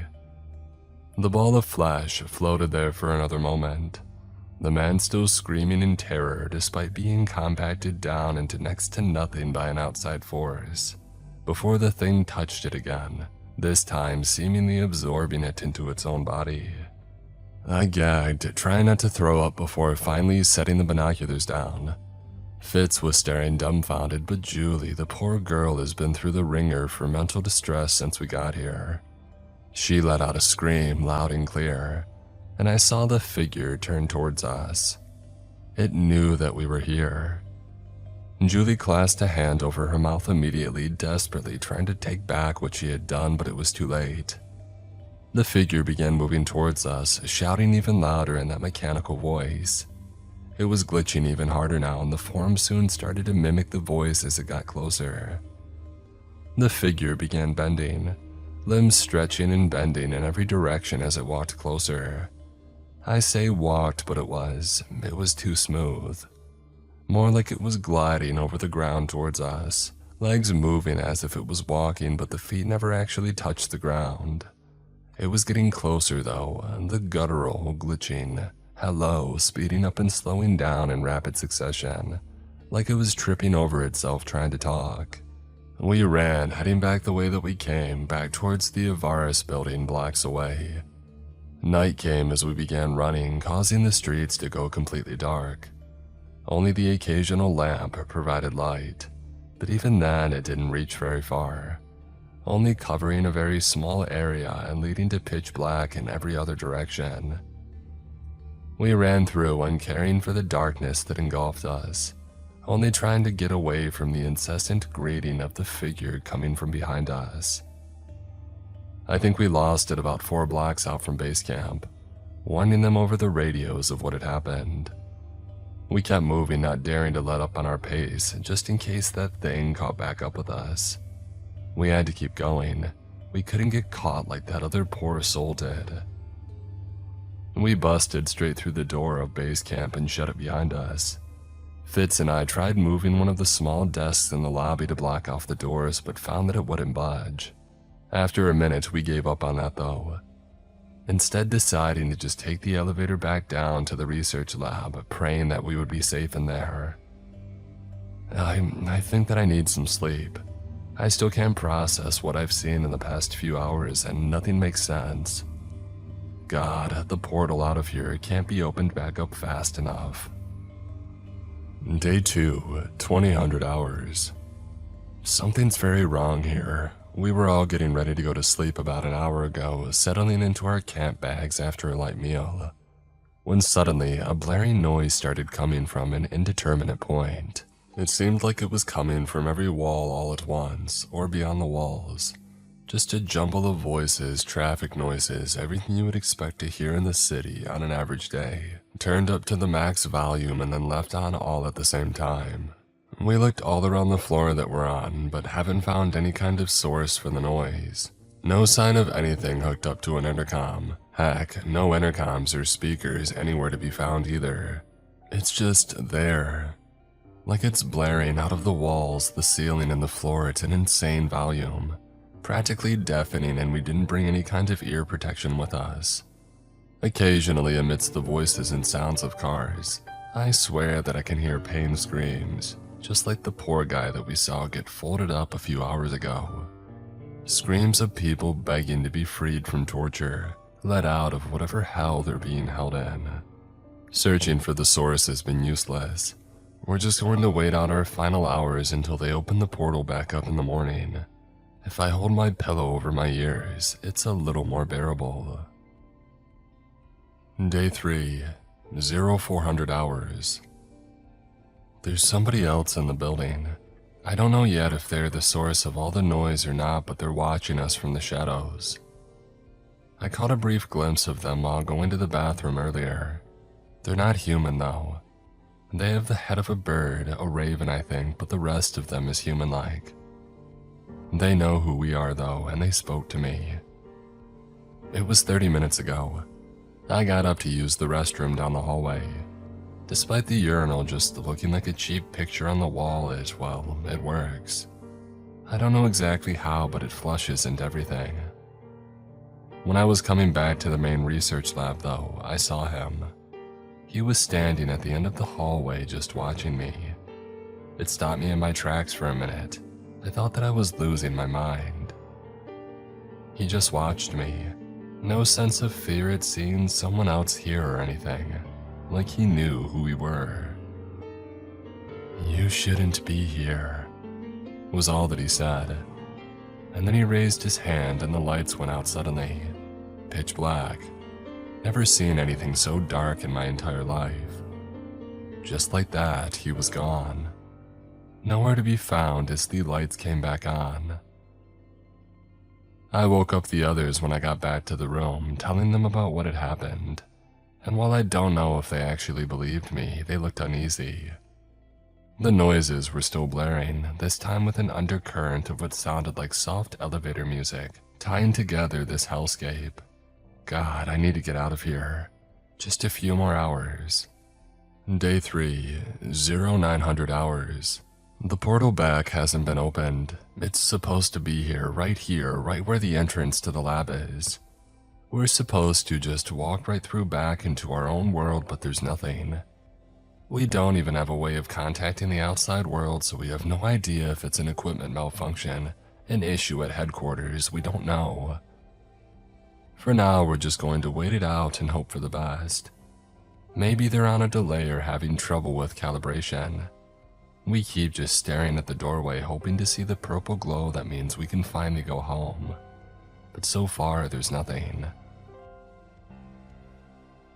Day 3, 1200 hours. Fitz and Remington are dead. After a couple of hours with nothing happening, we decided to try and search the other floors. Maybe something happened in the main research lab and everything had to be moved after all. It was a legitimate possibility. We were trying to find any scrap of hope that we could to get the heck out of here, though we knew it was probably minuscule. So we set out, going to the other floors with their strange white walls and empty rooms. It was eerie and so dark. We even went up above ground to check out some of the floors up there on the off chance that things could have been moved that far. There was nothing though, just empty room after empty room. The noise blaring at us loud and each one like a speaker was positioned right by our ears. It was starting to wear me down, just the constant uproar with no way to get away from it. I think I'm starting to go crazy. Floor 4 was where we stopped for a break after scouring through everything. It was a lot like the others, a mostly empty space with white walls and dark ceilings. No lights to be found but our own. There was one single chair though, just sitting abandoned in the middle of the room. We called time, deciding to gather our energy. Radioing back into base camp downstairs let us know that the portal still wasn't open, so there wasn't going to be anything to go back to. Not yet at least. Fitz decided that if we were going to take a break that he was going to sit down. He was in the middle of radioing Murray downstairs as he sat, but suddenly went quiet mid-sentence. I turned to see that he wasn't there anymore. Not in the chair at least. Instead, he was plastered to the ceiling, practically fused with it. Whatever parts of him weren't already smashed to bits by the force that he was flung up there with going through the non-textured material above us. Blood dripped down, puddling below him. As it fell, though, it pooled around the chair. As we looked closer, we realized that every drop of blood that fell onto the chair got pinged off, flung back to the ceiling with the terminal velocity of a rocket, blasting through Fitz's remains that were still fusing into the ceiling above. I've seen a lot of messed up things throughout my life, footage of lab accidents, a lot of bad stuff that happens in this line of work to those who are less than careful. But this was something else. There was nothing recognizable about him, and no telling how in the world it could have happened. I started gagging, getting ready to heave my guts out all over the floor. Remington was definitely the more curious one of us though, immediately jumping up to try and figure out the danger so that we didn't repeat it. Unfortunately, he figured it out the hard way.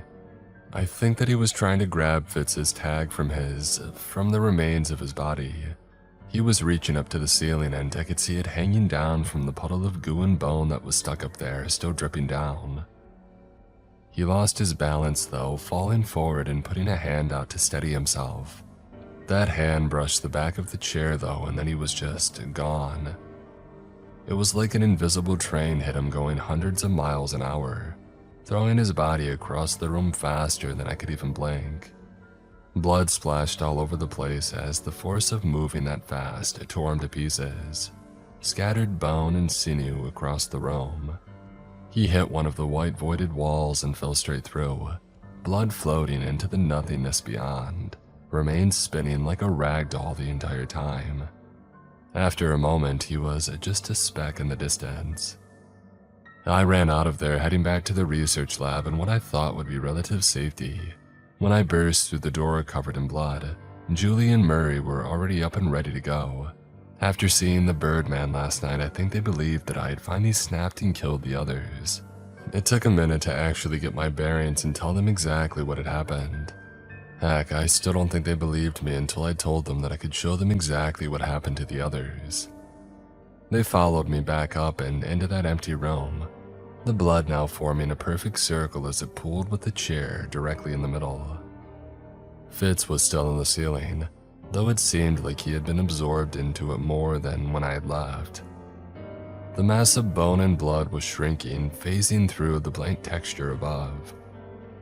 I went to the next floor up. I don't know why, but I had this hope that maybe he would be up there, reformed and back to normal by some magic of the back rooms. No luck. Despite phasing through the ceiling just inches below my feet, there was no sign that any human had ever been there. He was a part of the building now. We returned to base, numb. I tried wiping myself down using some of our bottled water to get whatever blood and viscera I could off my skin. Even when it wasn't there anymore though, I could still feel it. We're just going to wait. No more exploring, no more trying to find our own way out. Now we just sit and wait for rescue.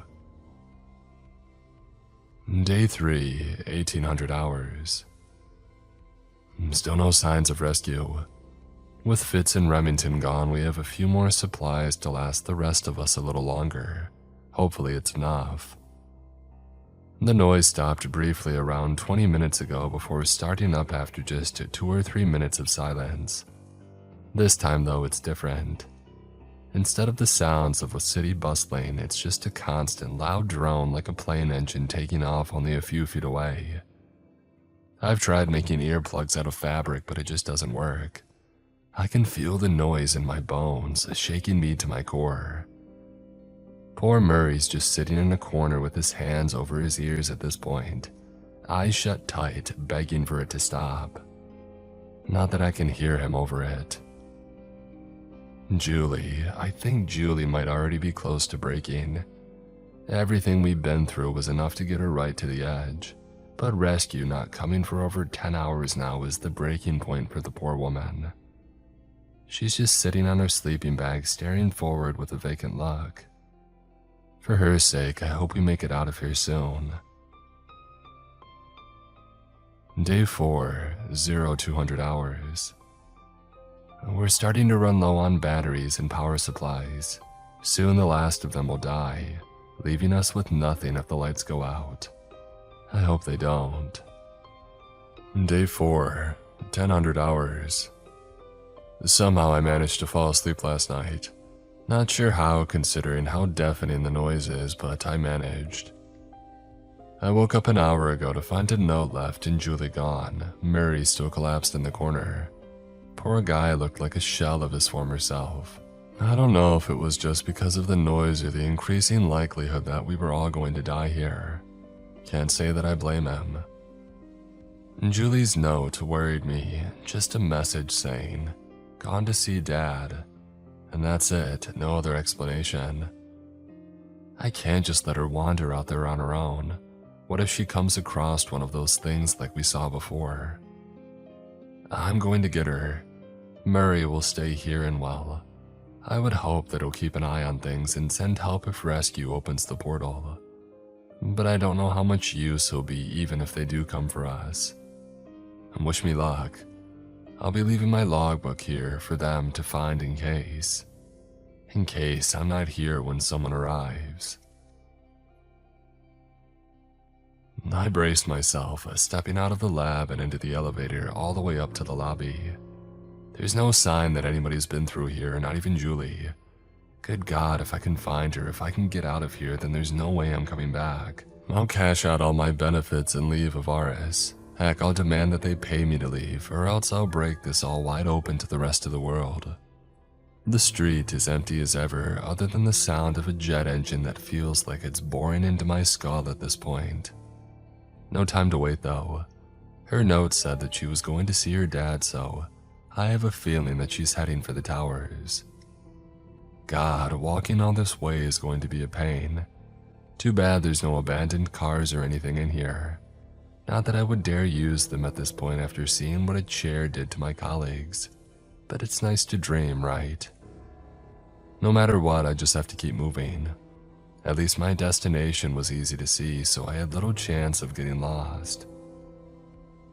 I didn't yell for her, knowing that it was probably impossible to hear over the sound going on everywhere.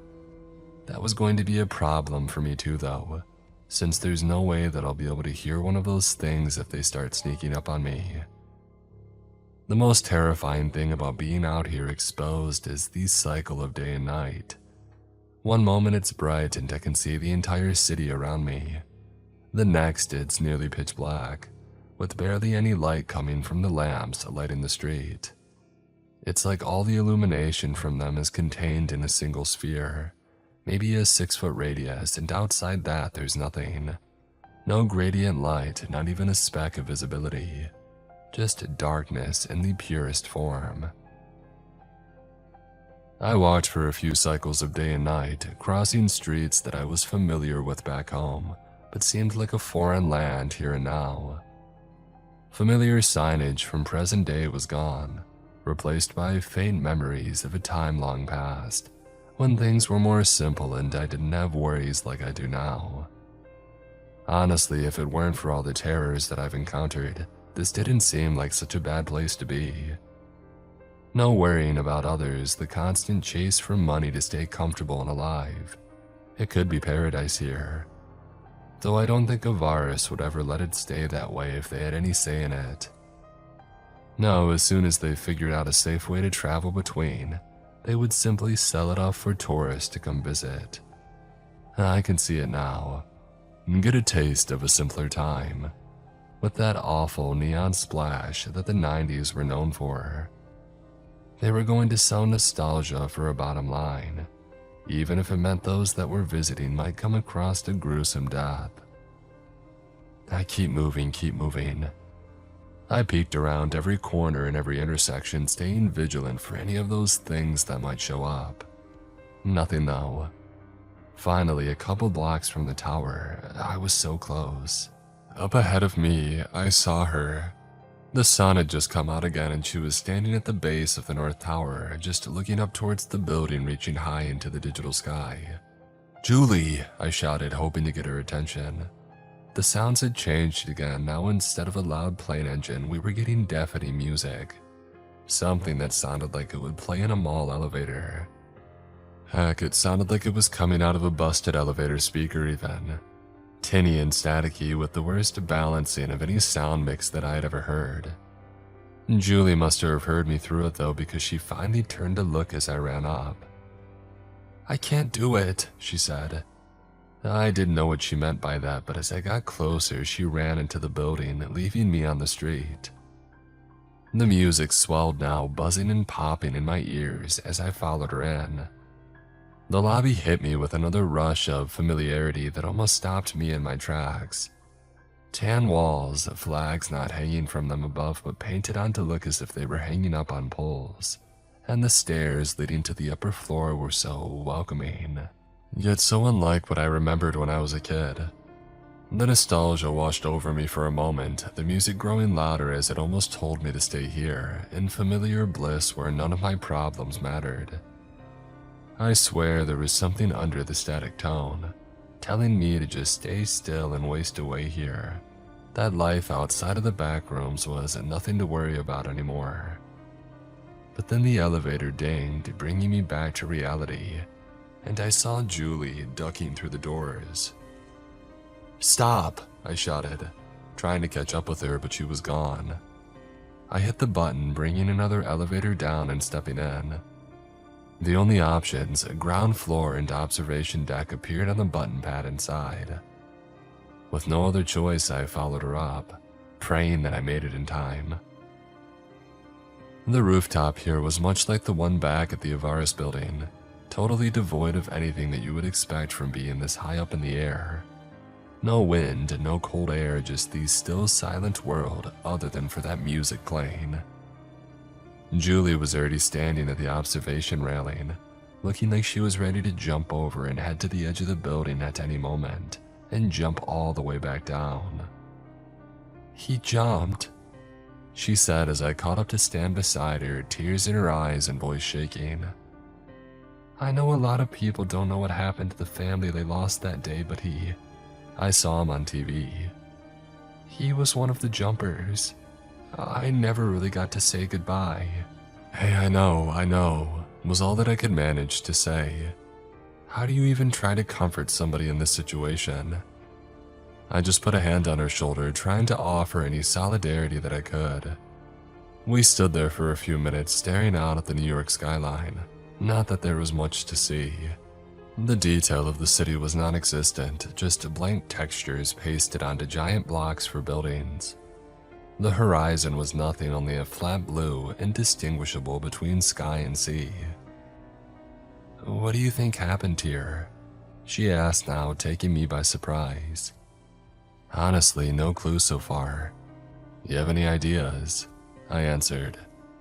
Nothing about this place made any sense to me, and the more I learned, the more I realized that I don't know anything about it. I saw some banners in one of the buildings I passed mentioning New Year's and the turn of the century, she said, muttering now. "If I had to guess, something wiped everyone out." "I guess that must have made those things we saw too," I sighed. "Come on, we should get back to the lab in case they open the portal." "Hello?" A voice from behind us back by the elevators. We both turned, unsure of what to expect. Maybe rescue. God, please be rescue. "Hello, hello!" There were more voices, immediately making me uneasy and dashing any hopes that I had that rescue had found us. "Oh crap," Julie let out a slight gasp. Behind us, those things were starting to pop out of the closed elevator doors, one by one moving towards us slowly. Their painted-on faces stretched over unnaturally shaped heads with wide smiles, staring forward blankly as they steadily approached, closing in on us. More just kept coming out of the elevator, one after another with no end in sight. The cacophony of hellos became overwhelming, almost deafening over the already loud music playing from nowhere. Julie and I stepped back as far as we could, hitting the railing on the side of the building and starting to climb over. There was a little space in between the skywalk and the edge, giving us a little room to breathe. but they were still filling up the rooftop faster than we could think of a way out. "There's nowhere to run." She started to sob as they moved forward, reaching long, glitching arms towards us stiffly. "Oh my God, we're going to die here." We kept backing up as they moved forward. The stream from the elevators still hadn't stopped, and there seemed to be less and less room on the rooftop as they began crowding together. And two of them touched finally as they began to run out of room, only feet from us, and the sound was like nothing that I've ever heard before. It reminded me of when a dial-up modem would get stuck trying to connect. Just a shrill shriek with the underlying sound like a motor grinding against metal. For a moment it seemed that the background music stopped, but then we were suddenly hit by a burst as the two glitching forms began to merge, digital pixels sliding and corrupting around each other, forming into some new creature. Whatever emerged from the corrupted union, we weren't able to see it. Already backed up to the edge, the blast sent us careening off balance, tipping right over and falling down over the side of the tallest building in the city. I could feel my stomach leap into my throat as gravity takes hold, sending us plummeting down the side. Smooth, textureless windows passed by as we plummeted down, the ground still hundreds of feet away but approaching faster and faster every second. I could barely catch my breath from the air rushing past us, and even as I grabbed at Julie to hold her close, embracing in our final moments, her sobs were muffled by the extreme speed that we were traveling at. This was it, the end. Looking towards the approaching ground, I noticed the street below wasn't empty. 3 figures were standing down below looking up at us as we rapidly came to meet them.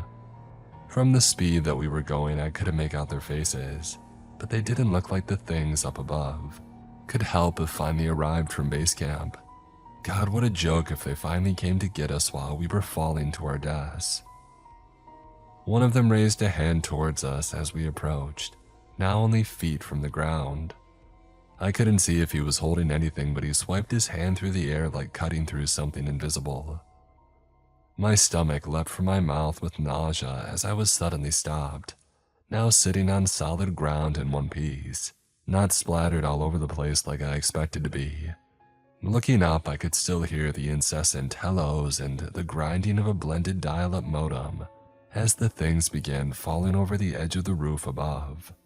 Are we alive?" I heard Julie mutter, unsure of what to think. Looking around, I could see the figure standing nearby. The one who raised their arm at us was tall, wearing street clothes like I would see out in the real world. Where their head should be, though, there was a mask that looked like a fox. No, I think it's a jackal. Another person near him spoke. This one dressed mostly the same but wearing a mask that resembled a sloth with a dopey look. "I should probably get them out of here," he said, turning to the last of their trio. This one I got a clear look at, wearing all black with something slung over his shoulder, a bird mask covering his face. Oh my God, he was the same one that I saw in the basement the other night. My mind started racing, wondering if they were residents of this world, survivors of whatever had happened here. "Do you mind opening a door?" "Yeah, can you hold the glitches off, Ty?" The sloth answered, turning to the Raven now. "Hey, I told you not to use real names in front of others." Raven grunted, looking up at the glitches falling towards us from the top of the tower. He raised a hand, a small pulse of light flying from his palm and hitting the closest glitch, causing it to evaporate into multicolored pixels. Before they could even hit the ground, he fired off 4 more from seemingly nowhere, vaporizing the ones right behind it. Without even hesitating, he raised his hand at us next. And besides, they work for Avaris. We shouldn't let them leave. "Okay, Mr. Murder, you know the rules," Jackal mentioned, pushing his arm down before turning to us. "Sorry about him. He's an edgy anime character sometimes. You two the only ones here?" Our coworker's back at the research lab," I stammered out. "He's still waiting on rescue." "Ah, heck. Okay. G, you're with me. Ty, make sure we don't get followed, please," Jackal said, shaking his head under the mask. "You two lead the way, I guess." We started walking back, Jackal and Sloth keeping pace with us as we went quickly, more of the glitches falling from the rooftop. Raven stayed a few dozen feet behind us, taking care of any that made it to the ground in one piece. The sound as they hit the ground was something else, like a million screams ringing out at once before being ripped through space by an unseen force and then slingshotted back. It got loud and then quiet and then loud again as they pixelated and disappeared. "So you're both with Avaris?" Jackal asked as we finally reached the building after strained silence the entire trip. The Raven was no longer visible behind us, but the constant cries of "hello" followed by squeals was still loud, managing to obscure the music playing from all around us. I was helping Julie walk, her legs almost not working from the amount of stress that she was under. We kept going though, covering a surprising amount of ground relatively fast. "What do they know about this place so far?" We're pretty stumped honestly," I said. Jackal nodded to Sloth, motioning him to go in as he raised a hand for us to wait out here. He didn't respond to me for a few minutes, only checking his watch and tapping a foot as Sloth ran into the building. After a few minutes he was back, guiding Murray with a firm hand on his wrist. Sloth led him to us, but I don't think there was anything behind Murray's eyes to recognize who we were. The short time being left here in the back rooms seemingly broke his brain. "Well, it seems your time in the demo has come to an end. Try not to find your way back," Jackal said. "Demo?" I barely got the word out before Sloth waved his hand at the front door of the Avaris building, causing a purple square of light to take the place of the huge sliding glass. Before I could ask any more questions, Jackal pushed all three of us through. A cool breeze hit my face as sunlight and noise of the bustling city washed in. Getting my bearings, I saw that we were back home in the modern Avaris building, surrounded by normal people going about their everyday lives like there wasn't anything different out there. I tried making my way to the elevator to get down to the research lab, but realized that I didn't have my badge with me to get down there. Instead, I sat Mary and Julie down by the reception desk, staggering over to get Maria, the day receptionist, and have her call the lead researcher down. I think she must have been surprised to see me for sure. No doubt I looked rough, but when I asked for Pietro, our boss, by name, her face became even more shocked. "You didn't hear?" she asked me in a hushed tone. "Somebody broke into the main lab a couple of days ago. They murdered Pietro and a couple of the other scientists, then just disappeared into the darkness. It was early in the morning, and all that the camera captured was some strange guy wearing a bird mask before they died." My head was racing. Despite my better judgment, I let out a chuckle, collapsing to the ground in front of reception as people continued to pass right by. They have no idea of what exists just beyond the border of our reality. No idea that we're just the latest update to the demo. I don't think I'll ever go back, but I think my time at Avaris is over anyway.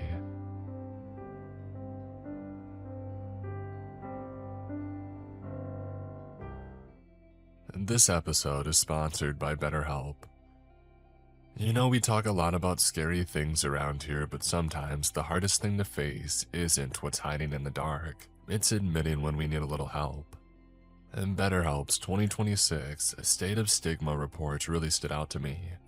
They surveyed 2,000 Americans and revealed that 85% of Americans believed getting support is wise, yet 74% say that society discourages people from doing so. That's a pretty big gap.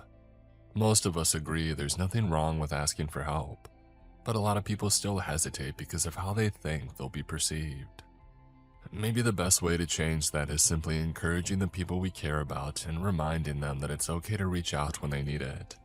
With over 30,000 licensed therapists and more than 6 million people served worldwide, BetterHelp makes it easy to get matched with a therapist. And if the first match isn't the right fit, you can switch at any time. And don't let stigma stand in the way of support. Start therapy with BetterHelp. Sign up and get 10% off at betterhelp.com/MrCreeps.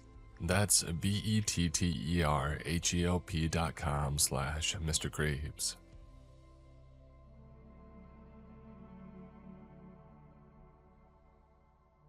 Have you ever dreamt that you were in an arcade of some sort? It's an odd question, I know, but think back. Search through the memories of your dreams. Some find this easier than others. Maybe it wasn't an arcade, but a strange, vast, repeating place of some kind. Rows of hedges in an unending garden, empty bathroom stalls beyond count, perhaps a deserted mansion. Picture the place in your mind's eye now if you can. What did it look like? It's always an arcade for me.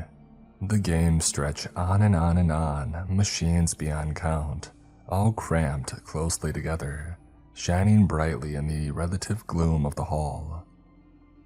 Sometimes I try to play them, but when I do, I always find that they are peculiar, unnatural. The controls don't work the way that they're supposed to. They don't make any sense. I get stuck on the menu screen, and no matter how hard I try, how desperately I want to play the game in my dream just once, just to try it out, to see what it's like, I just can't get past that menu. Ever.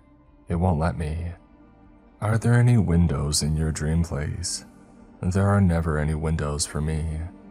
If I was a betting girl, I would say that if you have had such a dream, if you recall a place similar to the one that I have described to you, then I would also guess that while you were there, it was empty. Perhaps not entirely so. Maybe you started off with a friend or two, a couple of strangers dotted around. But what happened to them? Did they disappear, vanishing one by one until it was only you? Only you in this strange and sprawling place. This place that should be bustling and busy, full to the brim with excited people. This place that is somehow at once both otherworldly and the most basic, simplistic world that you could imagine. Like a template, a default map drawn from the brain stock of places and laid out glitchingly into the dreamscape. If you have never had such a dream, if you have no idea what I'm talking about, well then I envy you. Because if I was like you, then I would not be experiencing the same uncertain, nostalgic terror that I feel as I stand here right now. In the arcade. For real. So, hey. My name is Melody. I'm 14, though I turn 15 in just over 2 weeks' time. My parents want me to have a party. I say no, obviously, but they've been piling the pressure on, and it's really starting to get to me. They mean well, I guess. I think they just want to see me being happy and social or whatever. But I don't think that they get it. I'm too old for a party. I don't want a party. I don't want to be the center of attention. I don't want to arrange things, and I'm tired of trying to explain this to them. What if no one showed up? Or worse, what if only 1 or 2 people showed up? Then I would have to what? Hang around with them awkwardly until it was time for them to go. No way, no thank you. They actually had the nerve to suggest bowling. Bowling. It's such a cringingly uncreative, basic NPC activity. It actually made me laugh when they brought it up. I'm not going to ask around my class to see if anybody wants to go bowling. I'm not 10 years old. But they've been pretty insistent. They've started asking questions about why I never have friends over, and why I never go out. About why I always want to be alone in my room. These are difficult questions that I really don't care to try and answer, so I've given them some ground. It's early evening and I'm walking to the local arcade.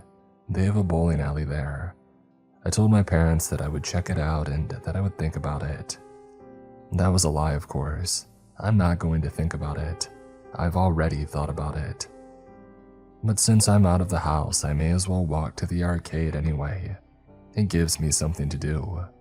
I haven't been there since I was a kid. My shoes tap lightly against the dusty sidewalk and I reach into my pocket for my phone. It's Friday and Jason usually posts to his story this time of the week. He didn't post anything yesterday, so today's gotta be the day. I've been checking every hour or so with growing frustration. Nothing yet. He's so cute and he knows it. He sits in front of me in English and I often overhear him talking about music with his friends. He's gotten really into Aerosmith lately, so I've been listening to all of their albums one after the other. I'm not a huge fan honestly, but I'm getting to know the songs as best as I can. I don't know why really, just in case I suppose. Jason barely even registers that I exist, obviously. I keep working up the courage to send him a message or something, but boys are supposed to make the first move, aren't they? I don't even know what I would say. Would a hey be enough? I feel like it wouldn't. He probably gets dozens of heys every day. And then I would just be paranoid how to act around him since I wouldn't know whether he had seen it or not. But I realized suddenly that my phone isn't in my pocket. I checked the other one. I checked the ones that I never keep my phone in. I look back the way that I came across the street and under an orange and shimmering sky. It's in my room. I left it on the charger. I swear under my breath. I forget it. I'm basically at the bowling place already. No point in going back for it now. And so I head on. Jason can wait. The place looks pretty empty tonight. I make my way through the empty parking lot and I take a hold of the handle, ready to pull the door to the building open. The door itself is translucent and I catch in it an unfortunate glimpse of my own reflection. I grimace and I tuck a strand of hair behind my ear, averting my gaze and tugging the door open. I read an article somewhere that said human faces are supposedly more or less attractive based on how symmetrical they are. I don't know how reliable the article was, but I didn't check. I didn't need to. My pre-existing insecurity had been fed, and the damage was done. I don't have a symmetrical face. I have freckles and not in a cute way. I mean loads of freckles and there's visibly more on one side of my face than the other. I hate it. One day they'll invent a cosmetic procedure to get rid of them and I'll be old enough and I'll have enough money to pay for it, and I'll be the first new customer in line. But until that day I have to live like this.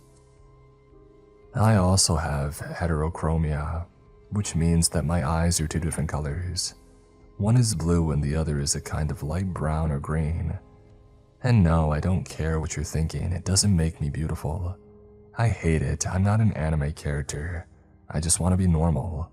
My cheeks flush super easily as well whenever I get stressed or embarrassed or angry, which is another humiliation that I get the privilege of living with. It's no wonder that I'm not worth Jason's time.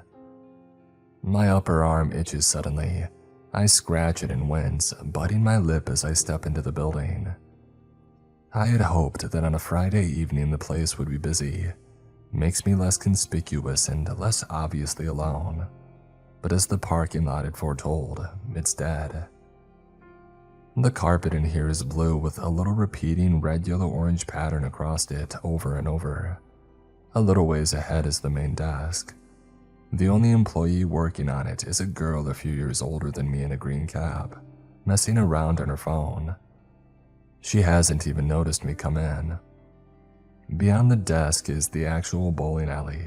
There's like one small family on one of the far lanes, and to my right, the wall curves around, leading into a little arcade of sorts. There's a DDR machine and a House of the Dead, a couple of others too. This was stupid. Why did I come in here? I could have just turned around and gone home. I sigh. I'm in now. I may as well look around. And so I do. I walk as normally as possible, trying not to draw attention to myself. I don't know why. I'm not doing anything wrong. I just don't want anybody engaging with me, I guess. The lighting in here is low. The beam lights overhead hum and buzz softly. It's kind of unnerving, actually. Places like this are supposed to be full of people. When they're like this, though, it just feels strange, alien.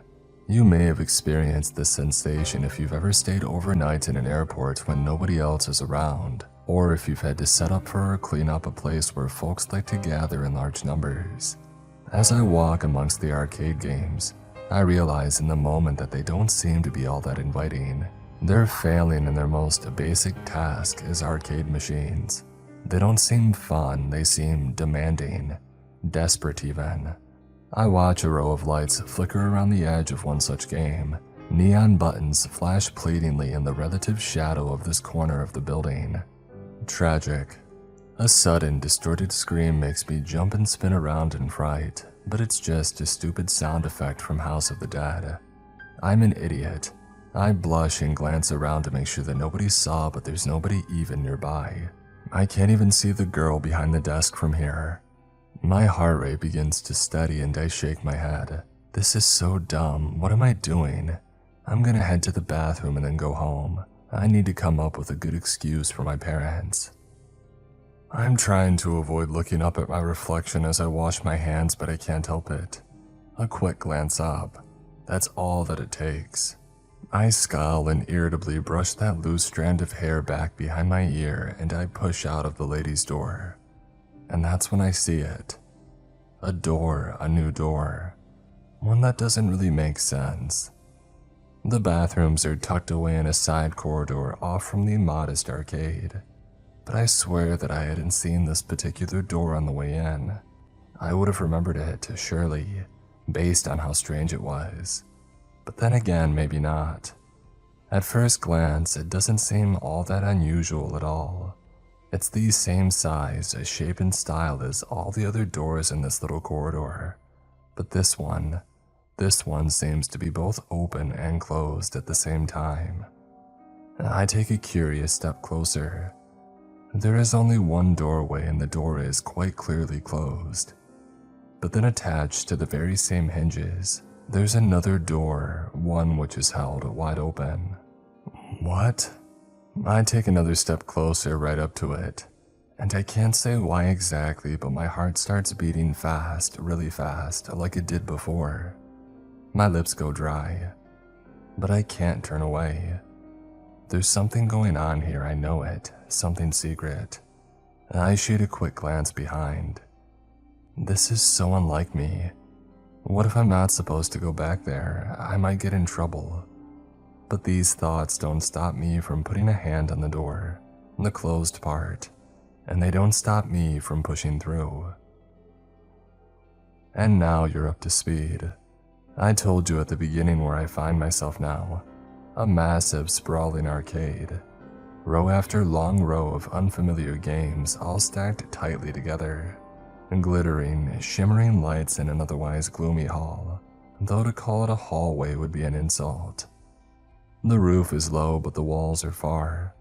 They curve off at strange angles in the distance, and it is obvious that there is far more to the place that I cannot see from my current position.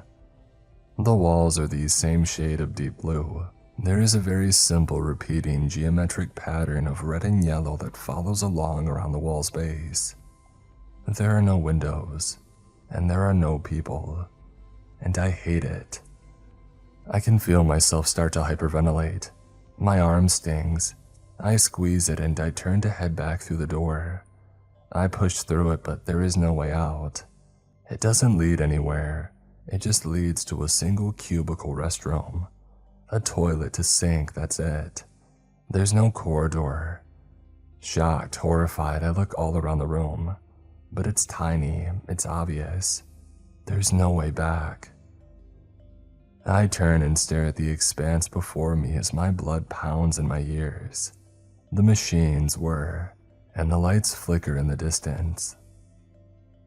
The gentle yet ominous buzz of the endless arcade is all that breaks the silence. That and my labored breathing. I close my eyes and I take some deep breaths. I count to 5. And then I turn and push through the door again. But beyond is still only the little bathroom. I take a step back and I look both ways along the wall. The deep blue wall with its repeating pattern of red and yellow lines. There are no other doors. And I swivel and clench my fists, forcing my fear into something else. Anger. Yeah, anger will do. What is this? I shout. Something that I instantly regret. I lower my voice, my heart pounding.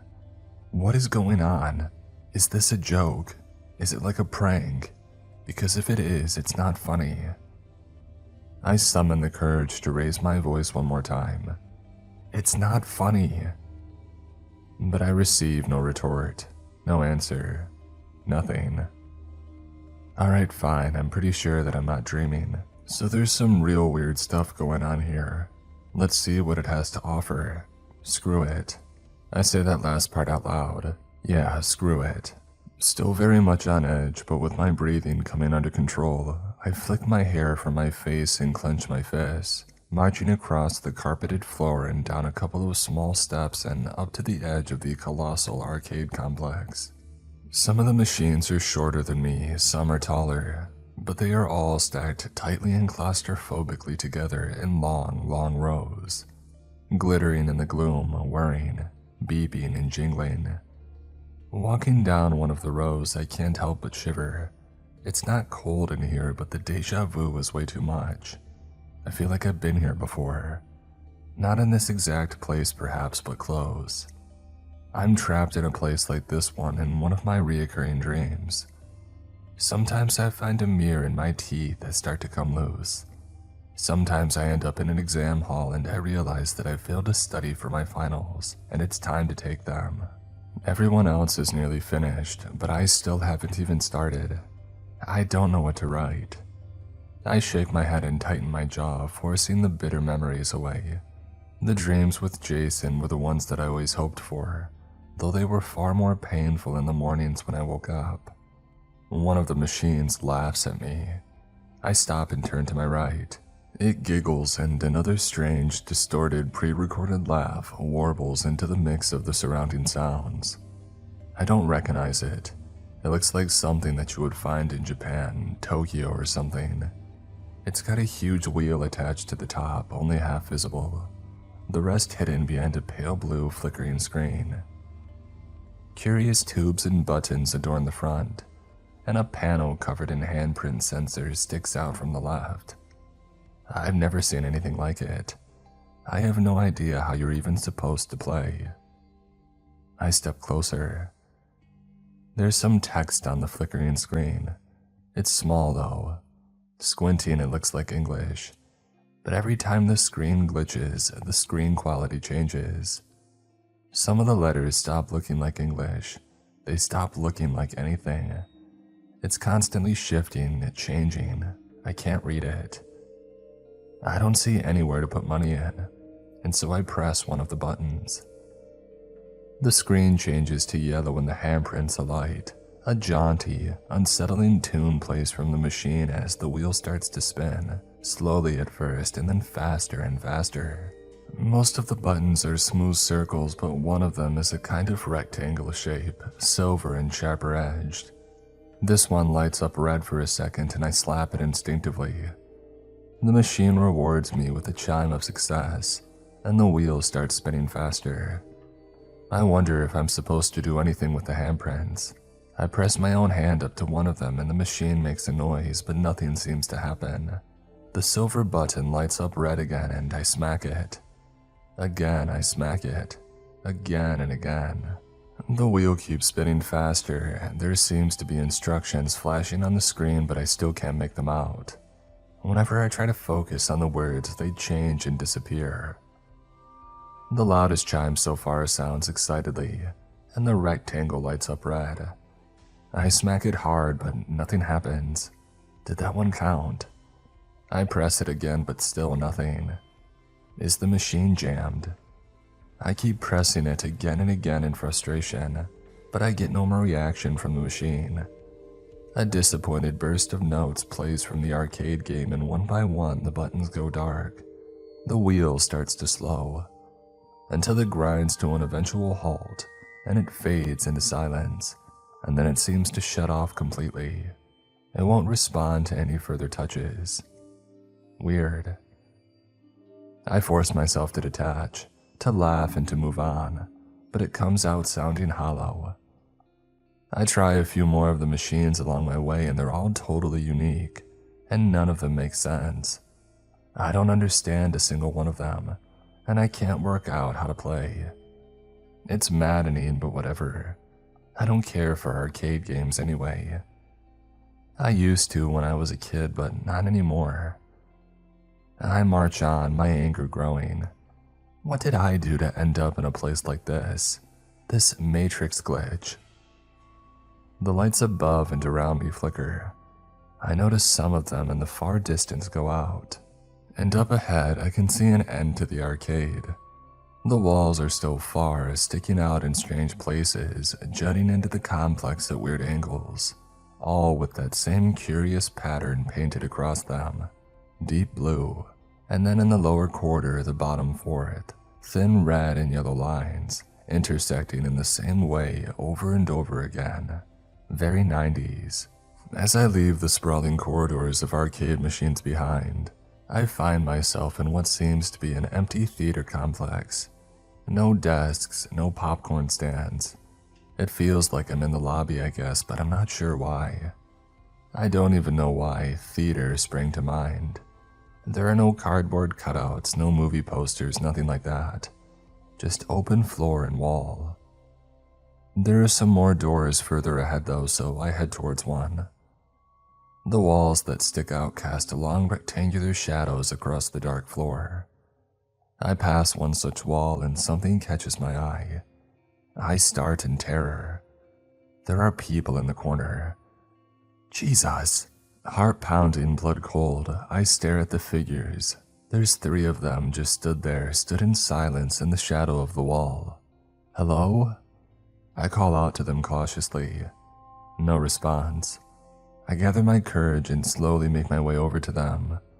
They're standing still, no movement at all, and as I approach, I realize that they're not really people at all. I mean, I recognize them, but they aren't real. They're made of wax. Statues, life-size statues of 3 of my classmates. One of them is Jason. The others are 2 of Jason's friends from his clique, the inner circle. 2 girls, Jess and Kate. What's going on? It's unnerving how lifelike they are, but they stand still, unblinking and not breathing. They're such attractive people even in wax form. I feel a flare of jealousy rise up as I look them over. I move in real close to one of the girls, to Jess. She's been all over Jason's Instagram story lately. They spend a lot of time together. He's probably going to ask her out soon. Another burst of jealousy floods me, accompanied by rage this time. I know that if I could see myself, my cheeks will have turned a deep pink, making my freckles all the more obvious. Jess's skin is completely clear and totally smooth. I step forward suddenly and push the statue over with all of my force. She topples to the ground, and as she hits the floor, her top half disconnects from her bottom half. She's still held together by her clothes, and she lays awkwardly, staring up at the ceiling, expressionless. I pant. I'm embarrassed, but I have to admit, it actually felt kind of good. I turn to Jason. I've never been this close to him before. I've never had the chance, except for that one time in chemistry when the teacher sat me next to him by mistake. That was an amazing day, but I didn't get to look at him the way that I can now, drinking him in. Why don't you pay attention to me, Jason? I know that I'm not pretty enough for you, but please, why don't you just give me a chance? I put a hand on his face and it feels cold, like wax. Oh, probably because it is wax. I pull back. God, I'm such a creep. What am I doing?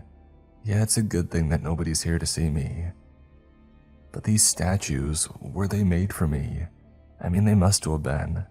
Were they placed here knowing that I would find them? I need to know more.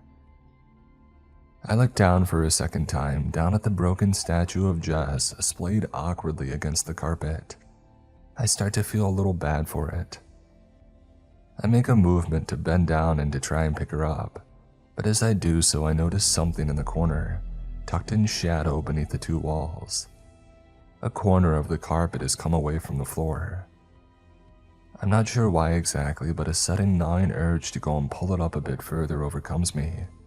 And so I walk over into the corner, and I place a hand on the upturned piece of carpet, tugging and pulling it across the floor and away from the wall. The sound that it makes is troubling, but also somehow incredibly satisfying, like a slicing sound. I look underneath it and a wave of nausea washes over me as I take in the dozens of thick, slimy, sticky red strands connecting the carpet to the flooring below. The way they stretch, the way they quiver as they resist my pulling. It's sickening. It's unnatural and disturbing, but a part of me wants to keep pulling and tearing and to see how far I can get it. A sudden sound, a half clank, half rumble, and like an electrical power outage of some kind, echoes through the air from behind, and I drop the carpet back down in fright. I spin around, and in the distance above a far-off cluster of arcade machines, the lights above have gone dark. The surrounding lights start to flicker more rapidly, and then they too go dark with the same noise. A sudden pain in my upper arm makes me wince, and I clutch a hold of it instinctively. I press and trace my fingers over the bumpy lines, and I can feel it through my shirt, and I can hear a groaning. Not a metallic groaning like the noise from the lights that are shutting off, but more human. A human groan. And I hear a banging down one of the corridors. I can't tell which one, there are too many, but it sounds angry, and it's getting closer with every second. It's heading this way. I panic. I shoot one last look at the wax statues, and I sprint on further into the complex. I run through the complex, not looking back, my sneakers loud against the carpet as I watch the doors around me rush past. They all look exactly the same. I mean, what am I supposed to do? I head towards one at random, yanking it open and stepping through, pulling it tight shut behind me and catching my breath. It's dark in here. Not pitch black, but it takes about a minute for my eyes to adjust with the help of the narrow strips of light coming through the edges of the closed doorway. I can see a corridor of sorts, and so I follow it, and the wall to my right gives way, revealing row after row of empty seats, theater seats. I seem to be in one of the screen rooms. The screen itself is at the far end of the room against the back wall. It flickers. Strange, unreadable white text shimmers and disappears in the center. It's difficult to focus on. I pause and glance back to the doorway. I wait for a few more minutes until I'm confident that the source of the noise isn't following me, but I hear nothing. Just the soft rumble of the screen and the speakers, unseen. Cautiously, I settle into a seat in the aisle. The screen flickers, and as if on cue, a movie starts to play. I use movie in the loosest sense of the word. Disjointed stills and strange panning shots of places that I sort of, but don't really recognize play out. All empty. There's one of my school. I recognize the lockers and the wallpaper and the classroom doors, but the halls are all wrong. They're shaped incorrectly. They travel in directions that don't make sense, and there are staircases in places that there shouldn't be. And then it shows my street. Empty, no cars, no people, and the camera draws up towards my front door, and I squirm, a growing sense of unease attacking my senses. The view pushes through the front door, but the house is empty. Completely hollow between its walls, inside is only a gaping hole, fitted with metal and surrounded by rock, like the entrance to a mine shaft. I don't want to go down, but I can't look away. My knuckles turn white as I grip the arms of the chair. The camera falls down into the mine shaft. Deep it goes, deeper and deeper under the ground and down into the darkness, through narrow, winding tunnels and under trembling beams, deeper and deeper below the earth. And suddenly there is Jason. The screen shows two pictures at once, flickering between the two, Jason looking directly at the audience and the dark rush of the tunnels. Muffled speech comes from the speakers, but it isn't synced with Jason's lips. It is his voice, though. "Disgusting," he says, eyes cold. She makes me feel sick. She wonders why I don't talk to her. I can barely stand to look at her. I sink lower in my seat. I can't turn away, I can't move. What does she think she could possibly offer me? To anyone? Stay in your room, you freak. He's not talking about me, he's not talking about me. He hasn't said my name, it could be anyone else. He hisses through his teeth. No one wants to be with you. No one wants to be around you. You are nothing. Not me, he's not talking about me. Not me, not me, not me. He opens his mouth to talk again and silent, sharp words strike out from his lips. The sync is still off, so I have a second or two before I hear them spoken through the speakers. And I break. I can't allow myself to hear him say my name. I can't bear it, I just can't hear it. And so I slam my hands to my ears and tear myself from the seat, running down the aisle through the darkness and back through the door to the main lobby. I slam the door shut for the second time and slump back up against it, allowing myself to slide down until I'm sitting on the floor, clenching and unclenching my fists, chest rising and falling. This place is twisted. My arm throbs and I relent with a low sigh, carefully peeling up the sleeve of my shirt and allowing myself to take in the sight of the multitude of crisscrossed scars that cover the skin, some fresher than others. Raised bumps, lines, and marks starting near my shoulder and coming down the side of my arm almost to my elbow. One of the fresher scars is split, and a trickle of blood leaks along my skin. I watch it leave a shiny red trail in its wake. "Looks painful," says a voice to my right. I scream and throw myself in the opposite direction, twisting and turning to look up at its source. A boy stands there watching me curiously. He looks about my age, but I'm not sure if he's even human. His head and his face look realistic, but his skin can only be some kind of silicone mask, as his body, arms, legs, and torso and all is clearly robotic. He wears no clothes, and the silver machinery, the narrow bars and gears that keep his metal body together, is all visible. "What are you?" I scream at him, eyes wide, and he cocks his head. "Rude," he says, folding his metal arms with a series of clicks and a strange whirring. "My name is Lucas, if that's what you mean." I stare up at him. You scared me." The robot gives me a guilty half-smile. "Oh, sometimes a good scare can be necessary. It might be just what we need." I grimace. What the heck kind of name for a robot is Lucas anyway? He unfolds his arms and shrugs, and then leans towards me and offers me his hand. It's just my name. I bat it away and stand up by myself with a grunt, cheeks flushed. I brush my hair from my face. "And you come with this place then, do you?" I ask him, looking him up and down. He looks vaguely familiar, his face at least. Is that real hair? I point to the scruffy brown mop atop his head before he has a chance to respond. He laughs and it sounds human. "Yeah, I guess I do. And the hair is just hair. I don't know if I grew it or if it was made, so I'm not really sure." He pauses and cocks his head again. "I know that it's unsettling in here. I'm sorry about that, really I am. I can give you some help if you want it," he says softly. "Advice and such." A flash of irritation flares up inside me. "And what makes you think that I need you? Creepy robot that just appears out of nowhere.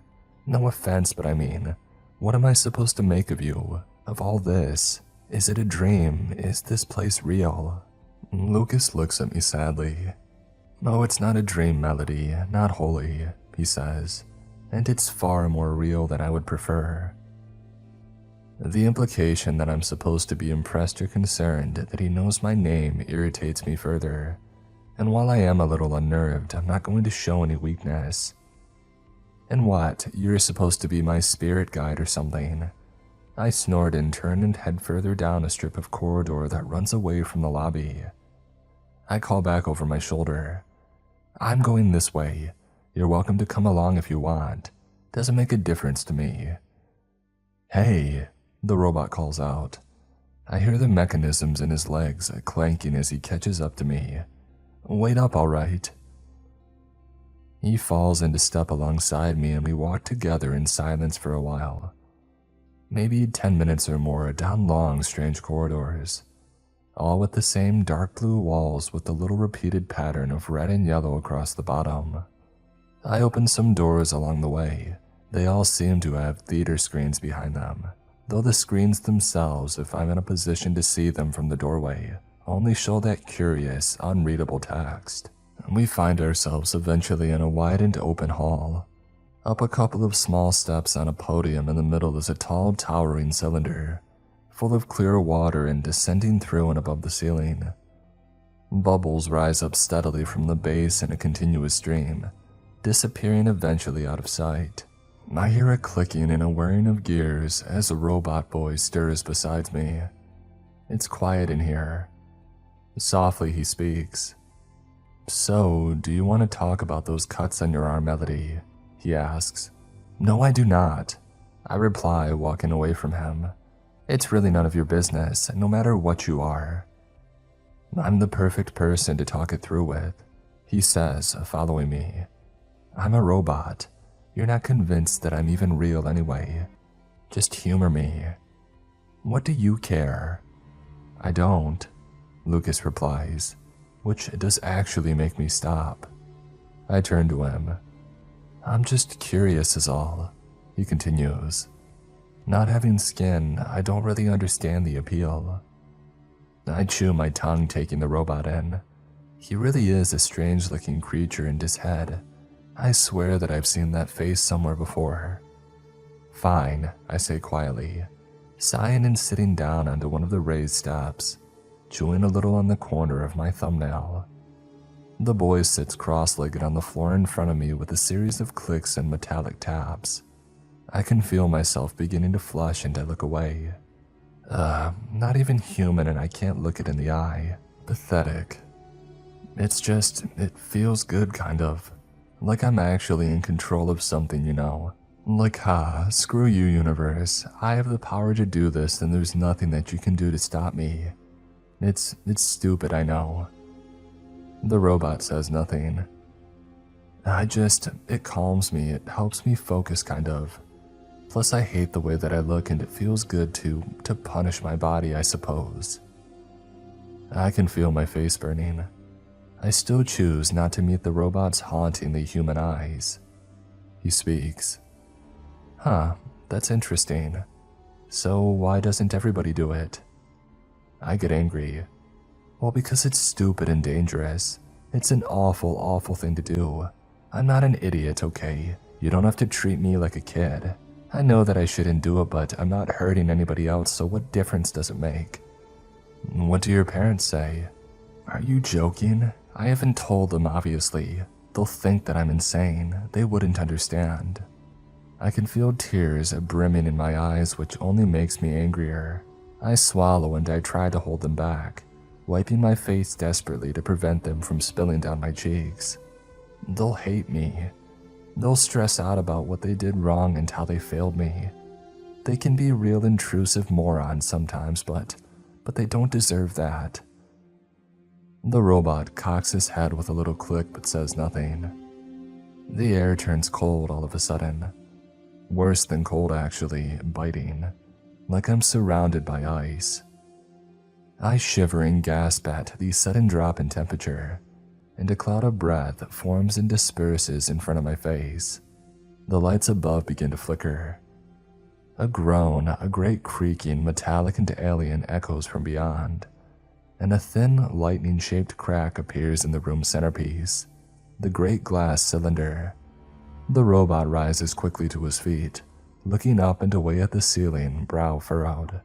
What's happening? I ask, but he doesn't answer all at once. The lights at the far side of the room go out with a low and echoing boom.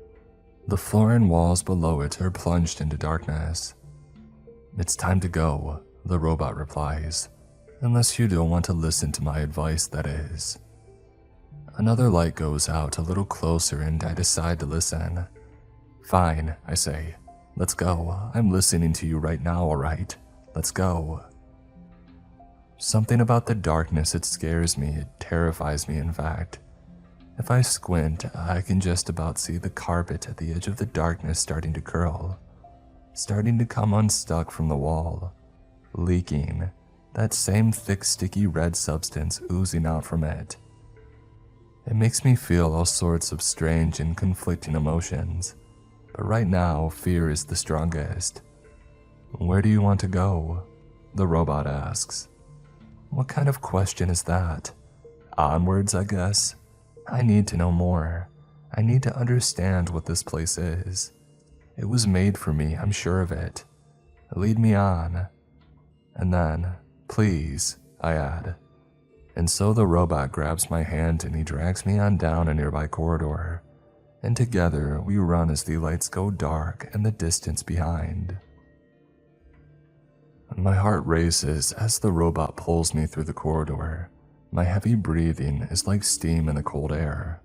There's something terrifying about the darkness, about the lights that fail and shut off. It feels like there's something in the dark hiding and lurking. I can't shake the sensation that I'm being followed, that something is watching me. Eventually though, the temperature starts to rise back up, thankfully, and it hits a more comfortable level. We come to a stop in a wide hall and I double over, my hands on my knees as I gasp for breath. The robot boy seems in a much better condition, but even his metal chest rises and falls dramatically as he looks back the way that we came. Oh man, I say through breaths, standing and stretching and wincing, realizing that another one of my fresher scars is split. Oh, my shirt's going to be ruined. I'll have to throw this one out before my parents see it. I take in my surroundings. We're in a bowling alley of some kind, a massive one. There are more long, shiny lanes than I've ever seen before, all in one place. But there are no pins, no racks, no bowling balls, no desks, no ball return machines, and all the scoreboard screens are either dead or made up of flickering pixels. The colors alternate between a bright blue and softer tones of brown and green. This place is insane, I mutter, standing up and starting to walk around. Thanks for getting me away, I call back to the robot boy. But you didn't have to drag me. You could have just pointed the way. And what's the deal with the lights anyway? They freak me out. Are we alone in here or is there something else? He doesn't answer. I stop and turn back to him, anxious. Is there something else in here with us? Trying to keep my voice level. Yes, of sorts, he says after a beat. Well, what is it? Are we in danger? I don't know exactly, but yes. I clench my jaw.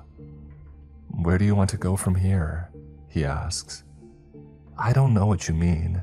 This is my first time in this place, but I want to continue exploring, obviously. I'm not a coward, no matter how much it tries to frighten me. This is the most exciting thing to happen to me in my entire life. I don't care if it's dangerous. Robot boy says nothing. I push my hair behind my ear and I look around. Aside from some raised platforms, the room is mostly flat. I step onto one of the smooth, polished lanes and walk down it to the gutter at the far side. It feels longer than the lane of a normal bowling alley. Not that I've ever actually walked all the way down one of those though, to be fair. I get down onto my hands and knees once I reach the end and I peer into the darkness. It's not the scary kind, not like the total room-filling darkness that clanks and grinds out from the failed beam lights. The dark back here is gloomier. This is an ignored and forgotten place. Irrelevant, quiet in its shadow. It makes me feel sad. The sound of a monstrous tearing assaults my ears and I scramble to my feet. One of the lanes in the far distance is coiling back on itself. Splintery wood is shooting up and out towards the ceiling as it does so. Those familiar dark red sticky strands below it stretching and bursting, splitting grotesquely as the lane pulls away from the flooring. Another lane much closer this time, a few rows to my right, starts doing the same. I watch it curl back sickeningly, watching the splintered wood fly out into the room in dangerous directions, and the floor below me trembles. I start to run, not at full speed for fear of slipping on the smooth surface, but fast enough, I hope. I glance back over my shoulder and I see the wood of the lane tear violently away from the floor, sharp spikes striking out at worrying angles, and shooting through the air as it starts to peel back, rolling towards me. I try to make sure that my sneakers hit the smooth lane as flatly as possible, maximizing the surface area. I can't afford to slip. I can't afford to slip right now. The lane feels longer than it did earlier. I swear that it didn't take this long to walk down it. But the splintering floor is still tearing towards me, climbing higher and higher, getting closer and closer. Run! I call out to Lucas and he's just stood there like an idiot. Come on, we're getting out of here. Run this way. I gesture and he seems to wake up, breaking into a run and heading perpendicular alongside the row of lanes. I jump off of the last stretch of wooden flooring and stagger, but I keep my balance as it tears up violently towards the ceiling behind me. And together, the robot and I run alongside the lanes as they curl and peel angrily away from their places. Onwards we go to an arch in the wall. 3 corridors lead away, but only one carries the red and yellow pattern along its bottom quarter. This is the route that I chose, and now I'm the one dragging Lucas along behind me as we sprint down it, down through corridors and past doors and towards a raised platform in the middle of a new lobby. It seems safe for some reason, safer than the area around it at least, and so I pull us up onto it, skidding to a stop and wheezing but grinning in elation. Wow, that was wild. Did you see that? I'm seriously glad that I wore sneakers today. I'm doing so much running. The rush of endorphins is incredible. I feel so alive. The boy just folds his arms, looking at me. What? I say, standing back up to full height once I've caught my breath. Don't try and tell me that that was my fault. I just wanted to see what was down the gutters. Why? The robot asks. Well, because it's interesting. Don't you get it, Robo-Boy? This place is interesting and life is empty and boring. You don't find it unsettling in here. Lonely, perhaps. I shift from one foot to the other, indignant. I have you to keep me company, don't I? If you even count as a real person. The robot clicks and whirs, but he says nothing. There's more, he says, a little further down on the right. I lean close to him. Well, then let's go check it out. I hop down off the little platform and he follows. The air starts getting colder again, ebbing and flowing. Not quite as strong as before, but still noticeable. I glance to the robot, but he doesn't seem so concerned about it this time, and so I ignore it, shivering just a little. As we walk, I also choose to ignore the substance leaking down the walls. It's the same stuff that I found under the carpet under the lanes. I'm sure of it, but against the dark blue of the wall, it looks more black than red. It makes me uncomfortable. It makes my arm itch. But I'm not going to let it get to me. I refuse. I'm not a child. Leaky walls aren't scary. They're not scary. We round the corner in silence and find ourselves at the back of a long hall, full of empty round tables, each surrounded by empty chairs. The lighting is low in here in all parts of the hall except for the stage, which is lit up with the bright beams of a spotlight. A lone bowling lane, wooden and shiny, is nestled against the far wall. The ceiling above it is covered in dark screens. Robo-Boy looks at me and then calmly takes a seat facing the stage. I choose to stand. There are 2 figures upon it, 2 more statues, and my stomach lurches when I realize that once again they are of Jason and Jess. It lurches for a second time when the statues move.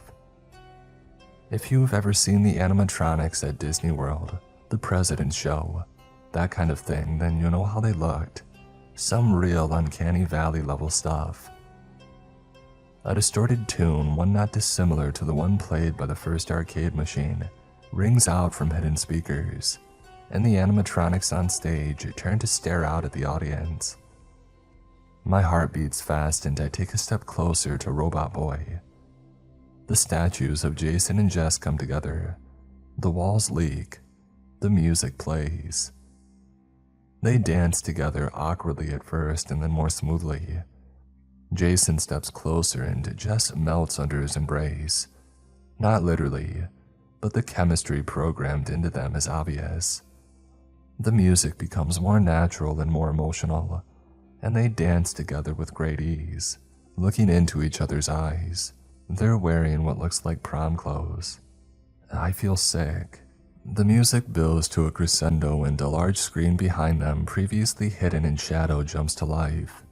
Large white text in the middle shimmers and fades in and out of focus, and then Jason leans in for a kiss and she kisses him back, holding him close, and the text becomes clear. I love you. Canned cheers and cries of celebration play through the speakers into the empty hall, and I can't take it anymore. I put my hands in my face and I start to cry, my body shaking bitterly as tears flow freely down my cheeks. The music grinds to a halt and the statues slow to an eventual stop. What is this place? I manage eventually through sobs, radiating shame. I can feel Lucas watching me, but I don't look up. Why are you doing this to me? He means something to you, does he? This boy, Jason.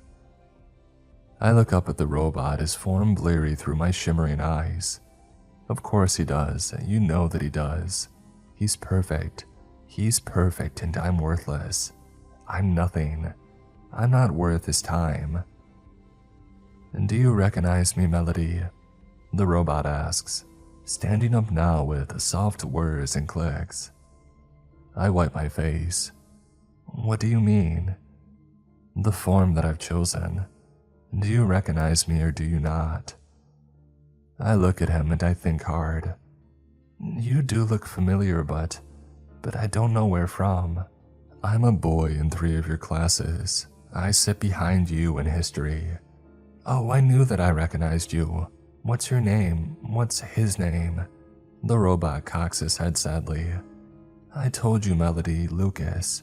My name is Lucas. It's the same name. Guilt washes over me. Oh, right. I'm sorry, I guess. Lucas likes you a great deal, Melody. You're on his mind at the start and at the end of every day. He loves you, or at least he thinks that he does. I snort defensively. Well, that's stupid. I'm not lovable. How could he love me? He doesn't even know me.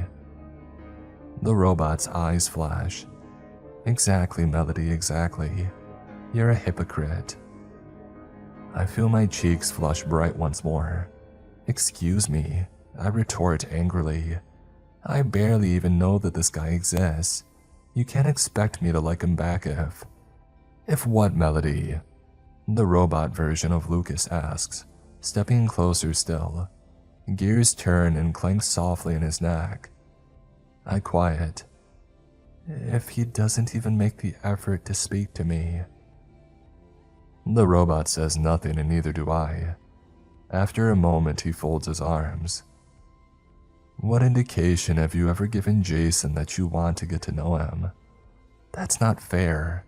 I replied quietly, my arms itching. I laugh at his jokes. That you want to get to know him, I said, not worship him like an idol. I chew my tongue and the robot Lucas speaks on. If you wanted even a chance with Jason, then you had to get over your own insecurities. You needed courage to go and talk to him. You needed to give him a chance to make a decision about you. Sure, maybe he would have decided that he didn't like you and rejected you. That was a real possibility. But you would have had closure and you could have moved on. Maybe, who knows, he might have liked you back, and you could have even tried a relationship. The robot sighs sadly and turns, tucking his chair under the table with a soft scrape, as a light in the back of the hall groans and flashes, powering down and plunging the table below into pitch darkness. Or maybe you would have realized that actually, he's not so perfect. and that the two of you were never that compatible after all. A cold shiver runs up my spine at this, the way the robot finishes his little speech. I feel all the tiny hairs on my skin stand on end, and I can't stop a sudden whimper escaping from my lips. I force a stilted and uncomfortable laugh. Lucas, you're talking in the past tense. It's not too late, right? Obviously, it's not too late. Your advice is good, I see that. I'm sorry that I didn't ask you for it earlier. Maybe it's time to try and leave this place, this bowling alley. You're not in any bowling alley, Melody. Lucas says to me quietly as the bolts and gears in one of his arms start to come loose, dropping one by one to the carpeted floor with soft thuds. You never even left your house. You're in the bathroom slumped on the floor, bleeding out against the wall. You cut too deep and you lost too much blood and you lost consciousness. The back of the robot's wrist breaks free and clatters to the floor. His fingers fall apart as the gears in his legs start to come loose too. You made your choice, Melody. Your parents won't be home for hours. It'll be too late. I can't think. I can't move. I can't breathe. I hear another light behind me go dark. No, I stutter. No, that's not right. Lucas, that can't be right. But the robot only looks back at me with pity in his eyes. It's too late, he says. No, this can't be happening. I'm not in my bathroom. I remember leaving the house. I remember the walk to the bowling alley. Lucas, please. I dash forward and I grip the boy by his shoulders, but I can feel all his joints and parts come loose under my fingers. I can feel my scars throb in bursts of intense pain. He staggers as a portion of his leg collapses into loose metal bars and gears all over the floor. I can see the walls leak heavily now, thick, viscous fluid pouring down from the cracks where they meet the ceiling. I can hear the lights go out across the hall one by one. Lucas, please, I'll talk to my parents. I'll talk to Jason, I'll talk to you, the real you. This isn't fair. It's not too late, it can't be. There was no way out. How was I supposed to escape this place? That's what you wanted, right? For me to escape. There's no way out. The robot looks into my eyes as he falls apart in my arms. There was always a way out, Melody, he says softly. You just had to look for it. And the boy's eyes go dark and I'm gripping onto nothing but clusters of thin metal bars as he crumbles into parts across the floor, his head landing with a thud and rolling up against his chair.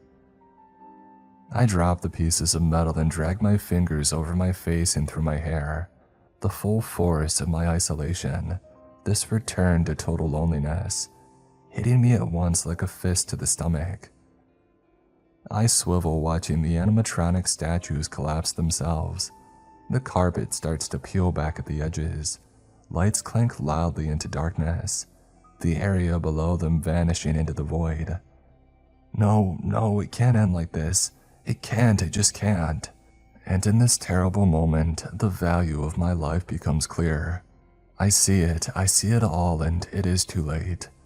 The screens above the lone bowling lane to my right flicker, and I watch as scenes from my own life play out across them. I see myself trying a joint with a friend at their rich parents' summer house, coughing, spluttering, and choking in fits of giggles. I see myself snuggled up in my bed reading. Rain washes gently down the window. I see myself scoring a basket in the school gym. I'm not normally very good, but the throw was mine and it won us the game. My team celebrated me as a hero. One of the screens shows myself on a walk through a local forest with my parents. My dad ruffles my hair, my mom tuts and fixes it. Another shows me watching something on TV, enamored and inspired by the story that it's telling me. I see myself whispering, sharing a secret joke in class. I see myself doing well in a test that I studied hard for. I see myself with friends at the zoo. And I see myself as a kid at 10 or 11, playing in an arcade, Dance Dance Revolution, jumping gleefully onto the arrows, laughing loudly and unapologetically. My eyes sting as tears pour steadily out and over my cheeks, as one by one the screens go dark until there's only one left. White text shimmers in the center. I love you. And then it too goes dark and falls from its spot on the ceiling to a crash on the floor below. The lights go out, the walls leak, and the darkness approaches. I turn and run, there's nothing else left to do. On I sprint, away from the darkness that follows, deeper into the complex, through strange corridors and curious hallways. There was always a way out, you just had to look for it. I clench my fists. I turn and jump up onto a little platform, raising myself up to my full height. Gaze focused, I grit my teeth and scan the stained walls, ignoring the sounds of the failing beam lights in the distance as their violent clanks and crashes grow louder and closer. I should have asked Lucas for help. I should have asked for help. I think to myself as I carefully analyze every section of the wall as quickly, yet as thoroughly as I can. I want a way out, truly I do. I promise. I mutter out loud as I turn in a slow circle, sweat dripping down the back of my neck despite the icy chill. Please, please help me find a way out. A reverberating metallic crash from above echoes loud through the complex, the loudest one so far, and the area directly behind me is plunged into darkness. A sudden burst of cold wind seems to rush through the hallway, as if a great window somewhere was suddenly slammed shut, and my hair whips into my eyes as I stagger to the side. Please, I scream, desperate for something, for anything. And then I see it, partially obscured in the distance behind an outcrop of wall, above the opening to a narrow corridor. I jump down from the platform and run over to it. It is small and rectangular, glowing a faint green in the gloom, and a sob of disbelief bursts from my lungs when I realize what it is. It's an emergency exit sign. Shooting one last look behind me at the encroaching darkness, I turn and sprint onwards down the corridor beneath the exit sign, my strides long and my breath ragged as I turn corner after corner following the signs, hoping and praying that it isn't just some cruel trick. My feet slap against the floor, once a deep blue but now wet, soaked through, stained almost black from the substance that leaks from the walls, that bubbles at the edges when the carpet has sickeningly peeled back. I skid around a corner and see at the end of a long narrowed corridor, a door, no different to any of the others, but there is an emergency exit sign above this one, and it glows bright. I'm going as fast as I can, but my legs ache. The adrenaline isn't enough. I feel like they're seizing up, like they're going to fail me. Please, please just a little further. I will them, focused with everything that I have on the door up ahead. The failing lights and the following darkness getting closer and closer. I'm barely keeping myself in the light. The clanking's getting closer. I'm so close though. I reach out my hand and I lean forwards, crying out. And then I slam into the door with full force, pushing through it and staggering out into the room beyond, stumbling, screaming, tripping over my own feet and crashing hard into an air hockey table. The puck's balanced on the side, clattering noisily to the floor as I fall to the ground with a loud thud. My vision flashes and throbs at the edges, but the floor is dry. That much at least is clear. I groan and roll onto my side, still panicked, my heart loud in my ears, trying not to vomit. Hey! I hear a gruff voice shout at me. I twist around, still on the floor, to locate its source, and I realize to my shock and relief that I'm back in the arcade. The original arcade in the bowling alley. The normal one. I'm being stared at by 4 people, 3 in green uniforms. One of them is the girl that I saw at the desk earlier. The source of the voice is a grim-faced woman, mid-mob. She rested against the desk and turns to me, hands on her hips. What are you doing in here, young lady? The alley's closed. Come back tomorrow, you hear? I just stare at her, panting. I dart a glance back to the door that I had fallen through. Staff restroom. It reads on a little sign. I wince as I get to my feet, feeling a series of bruises forming, and I push through the restroom door. There is nothing in here but what you would expect. sinks, cubicles, hand dryers, and the like. "Hey," the woman calls after me again. "Didn't you hear me? Go home." I shoot one last look around, taking it all in. It's just the same. It's the same place that I entered, I'm sure of it. And so I turn and I leave. I've just pushed through the building's doors to the parking lot outside. The clouds are purple and the sun is setting when I feel a hand on my shoulder. I start and jump back, spinning around to face my attacker. But it's no attacker. It's the girl from the desk, still wearing her uniform. She pulls back her hand at my reaction, her expression rich with concern. "Oh," she says. "I'm sorry, I didn't mean to startle you. I hope you don't think that I'm trying to pry, but are you okay?" As the building's door closes slowly behind her, I glance over her shoulder and catch a glimpse of my own reflection in the dark glass. My hair is a mess, my eyes and cheeks are red, and the sleeve of my left arm is dark and stained. It's more than that, though. It's my posture, my aura, the anxiety playing upon my face. I don't recognize this girl looking back at me, and I start to cry. The employee doesn't say anything, but she bundles me into a hug and I let her, and I sob into her shoulder for a while. Past the point of embarrassment, I just let it happen. The sun begins to sink behind the horizon and I pull back, wiping my eyes. She was kind to me. She asked me a little about my life and offered to walk me home. I declined, but she made me accept her number, writing it in pen across the back of my hand before wishing me a good night. As I began the long walk home, I thought over everything that I had seen, everything that had happened. I stopped for a while to watch a flock of birds circle and swoop, diving in flowing, ever-changing patterns, silhouetted against the final minutes of the sunset sky.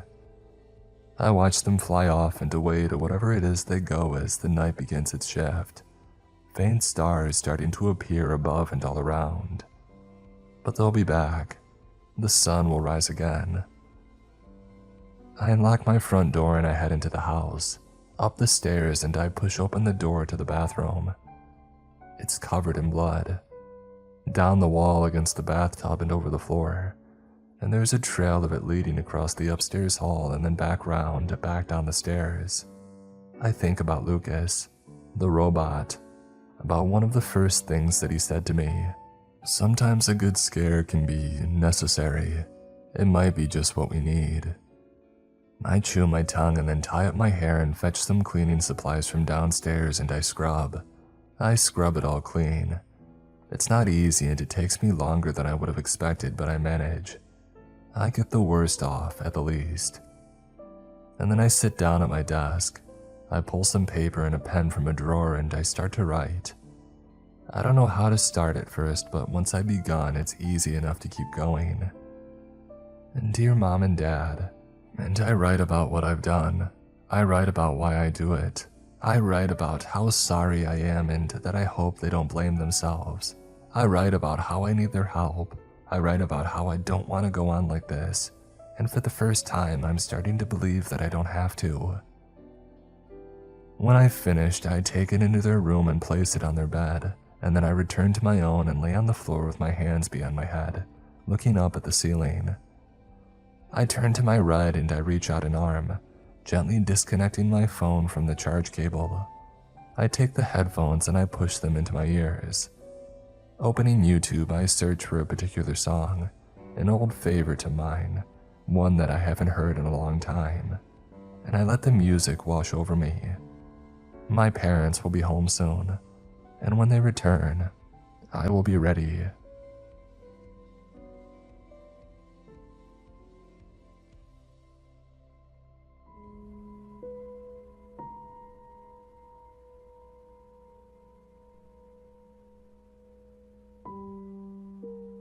I was headhunted while working as a theoretical physicist for NASA, believe it or not. It sounds like quite a downgrade to transition from studies of alternate dimensions, sitting parallel to our own, to security work. That was what I told the man on the other end of the phone, who called himself Harold Kingston. "Oh, it pays well," he told me. It may well, but I'm just a little confused, I said. I don't understand why on earth you would be looking to hire a theoretical physicist for the role of a security guard. Well, that's just it, Dr. Holden. It's not a security guard vacancy per se. It's a role specifically for an academic of your talents and expertise, though we would have to discuss that in person. There are classified details which cannot be discussed over the phone. That would most certainly make the role far clearer to you. I would like to arrange an appointment for you to meet my colleague, Dr. Thompson, and me. Oh, I'm not sure, I said. I was starting to entertain the idea a little more, now that I understood Mr. Kingston hadn't mistakenly phoned me up. It had been intentional. His organization had need of physicists. They had need of experts in all manner of research fields, apparently. But I wasn't too keen on leaving my career behind for an opportunity that still seems so vague. The salary is triple what you're currently earning, Mr. Kingston added. I laughed. You know how much I make. Well, of course, I handpicked you. I wasn't sure why that set me on edge, as I understood the concept of headhunting already.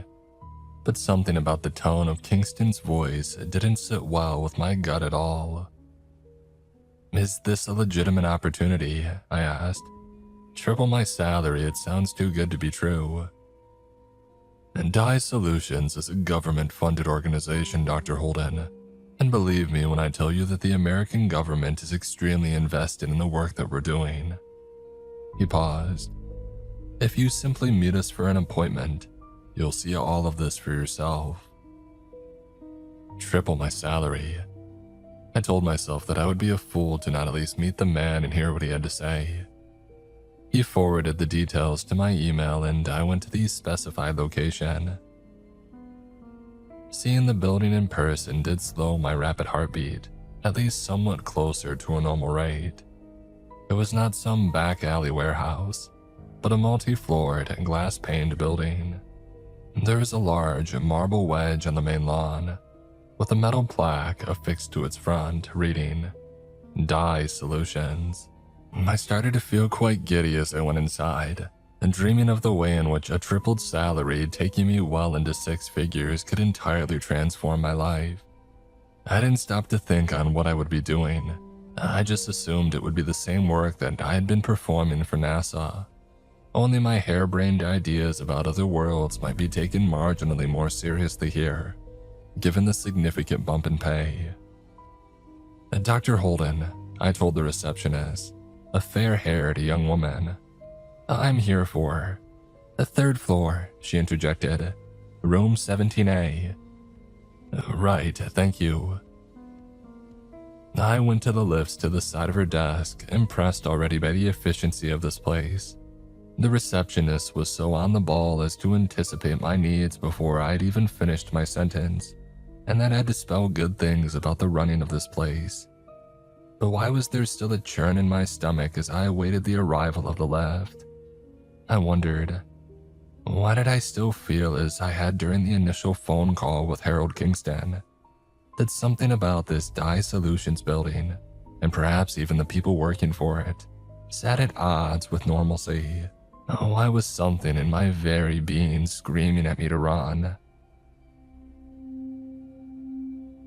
I made it to the third floor and I was startled into the back wall of the lift as the doors opened, revealing a white-haired man standing and smiling broadly back at me. Oh, sorry, he said. I didn't mean to scare you, Adam. I'm Harold and we spoke on the phone. I steadied my breathing and chortled at myself and the old man joined in. An embarrassing first impression, I said. Oh, not at all. In fact, it might be better to get it all out of your system now. My smile faded as I exited the lift and followed the old man up the hallway. And get it all out of my system, what did he mean by that? Kingston opened the door to 17A, and he sat me at a table opposite a middle-aged woman with the beginnings of gray hair whom he sat beside. Oh, this is Dr. Elise Thompson. I mentioned her over the phone. Elise stuck out a hand and smiled as I took it. Pleasure to meet you, Dr. Holden. I'm looking forward to us working together in the facility. And the facility? I asked. Oh, the facility will be your workspace, Kingston answered. You'll be providing security solutions for Elise and the other members of your team, based on your findings. My findings? Oh yes, we've been reading through your papers on other dimensions over the past few years. Fascinating work, Dr. Holden. Genius work, dare I say. You ought to feel quite accomplished. I scoffed. What, working for peanuts as a glorified grunt in a cramped office? Yes, well, NASA didn't appreciate your talents, but we will if you choose to work for us. I must admit the salary certainly suggests that I would be appreciated. More appreciated, at least. But I'm still confused about the nature of the job opportunity. I'll be providing security solutions based on my expertise in the field of alternate realities. And that just sounds like nonsense, if you'll forgive me for saying so. Kingston and Elise chuckled. Oh, I forgive you, he said. It sounded like nonsense to me too when I first joined the organization 20 years ago. They told me all about the facility, but I believed in none of it until I saw the place for myself. I'm going to need you to do the same, Adam. I'm going to need you to suspend your disbelief. I shrugged. I'm an open-minded man. Clearly, you've read my papers, so that should come as no surprise to you. Kingston smiled more broadly and then looked to Elise. I told you this was the right man for the position. Well, let's give Dr. Holden the chance to decide that for himself, shall we? Elise asked. Go on, sir, give him the lay of the land. The facility, began Kingston, pausing to inhale, is another world. It sits parallel to ours. It is the type of dimension about which you have theorized for your entire career, Dr. Holden. It is real, and I want you to help study this place, bring some reason to the madness, and in turn perhaps help to protect your colleagues who are working down there. I paused for a moment. I measured my response. I could see from the faces looking back at me that Kingston and Elise were nervously awaiting my ridicule, but I didn't laugh or scoff or call them liars. And it wasn't just the staggeringly high salary that prevented me from doing so. It was logic. If they were lying, I would find out soon enough. Why go to all this trouble to intentionally tell a lie? What could they possibly gain from it? I had little money. I suppose even my middle-aged body had somewhat decent organs that these two might hack out of me and sell on the black market. But this was all too elaborate an operation to be a scam. I believed what they were telling me. I knew that much. But it didn't, of course, mean that they were right. I decided that was perhaps why they had sought me out. Perhaps I was here to crush their dreams and tell them that they had not, in fact, discovered a parallel reality. I had theorized about such things, based on studies on particles that defied current understandings of physics. But I had dealt with so many naysayers over the years that I barely believed in the concept of other worlds myself. Still though, I couldn't miss out on the opportunity of at least securing a decent salary for myself, working for this government-funded agency before it no doubt imploded. Once senators in Congress realized there was no merit to funding a fantasy. Are you saying that I had the job? Should I accept now? I asked. I am, Kingston answered. And how soon will I see this facility? The old man pushed a piece of paper across the desk. As soon as you sign this, he said. And before me on the surface lay a strangely sparse NDA. It was far too limited in its number of clauses, and those clauses were worded in vaguely threatening ways, suggesting that whistleblowing would be the very last thing that I would ever do with my life. It was another red flag atop the many, many other red flags since I had first taken the phone call from Harold Kingston less than a week earlier. But I was a foolish man in his late 30s, thinking only of the sickeningly high salary and the life of finery that awaited me should I play my cards right and stretch out this work opportunity as long as was feasible. But first, I would have to play along and pretend to be impressed by whatever nonsensical evidence of a parallel universe that Dye Solutions had found and called the facility. Harold and Elise got up and led me out of the room, and I was driven madder by curiosity than I ever had been by any other scientific or personal endeavor in my life.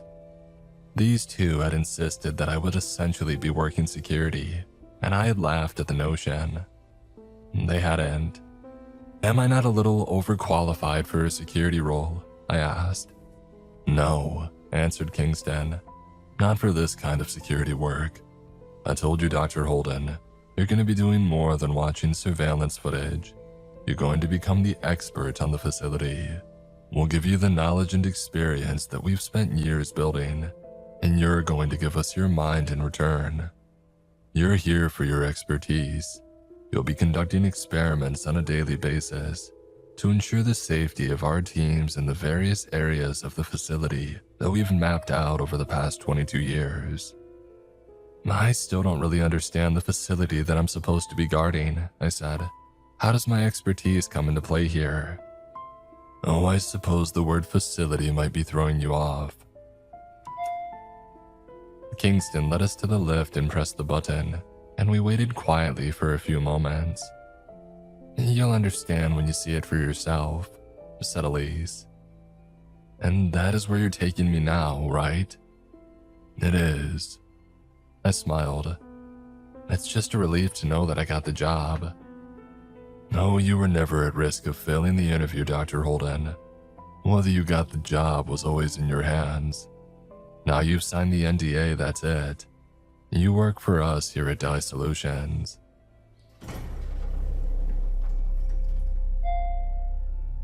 We went in the lift, and Kingston pressed the B button for the basement floor. And there's no need to be so nervous now, Dr. Holden. I'm not nervous about the job. No, but you are nervous about the facility. I frowned. That wasn't quite right, and Kingston clearly realized that. Sorry, he said.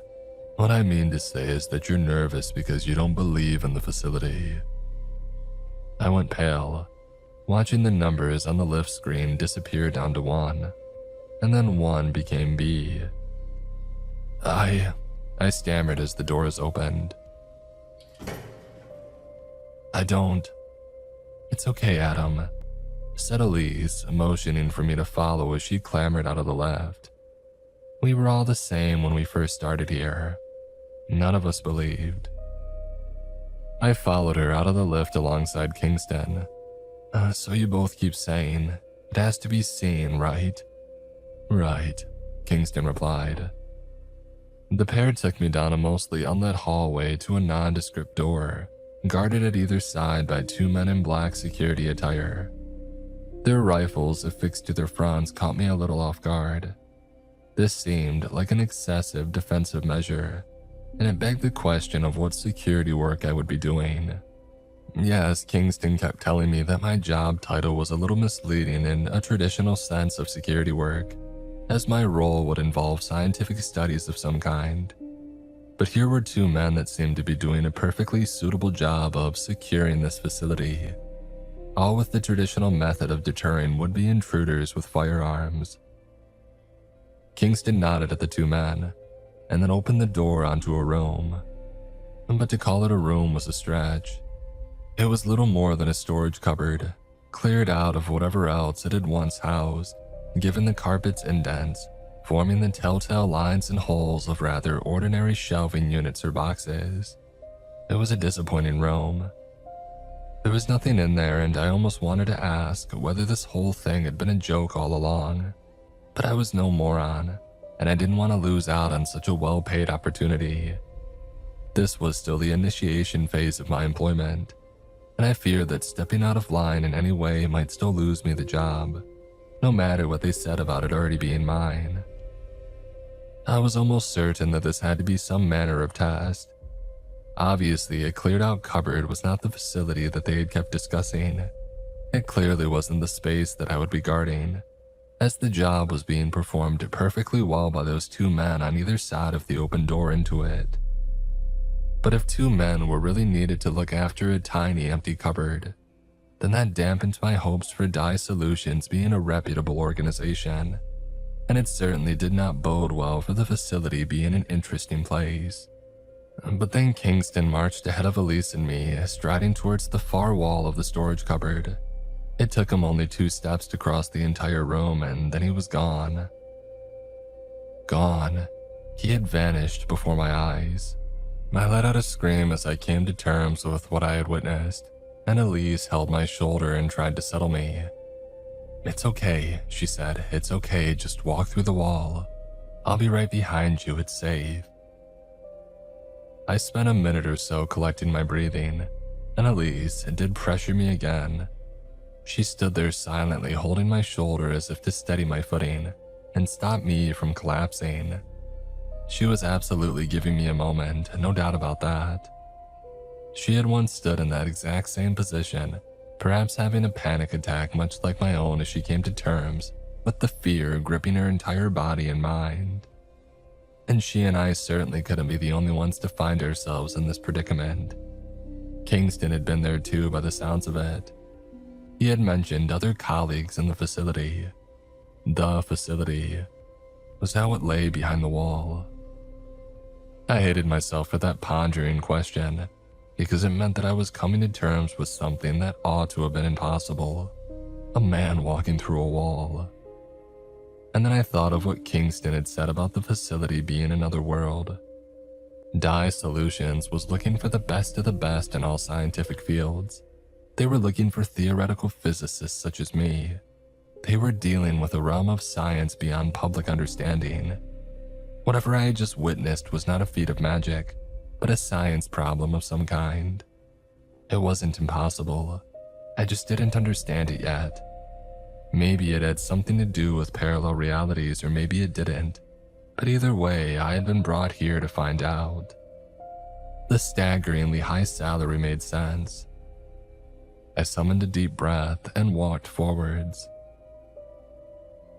Passing through the wall felt like breaking a pool's surface.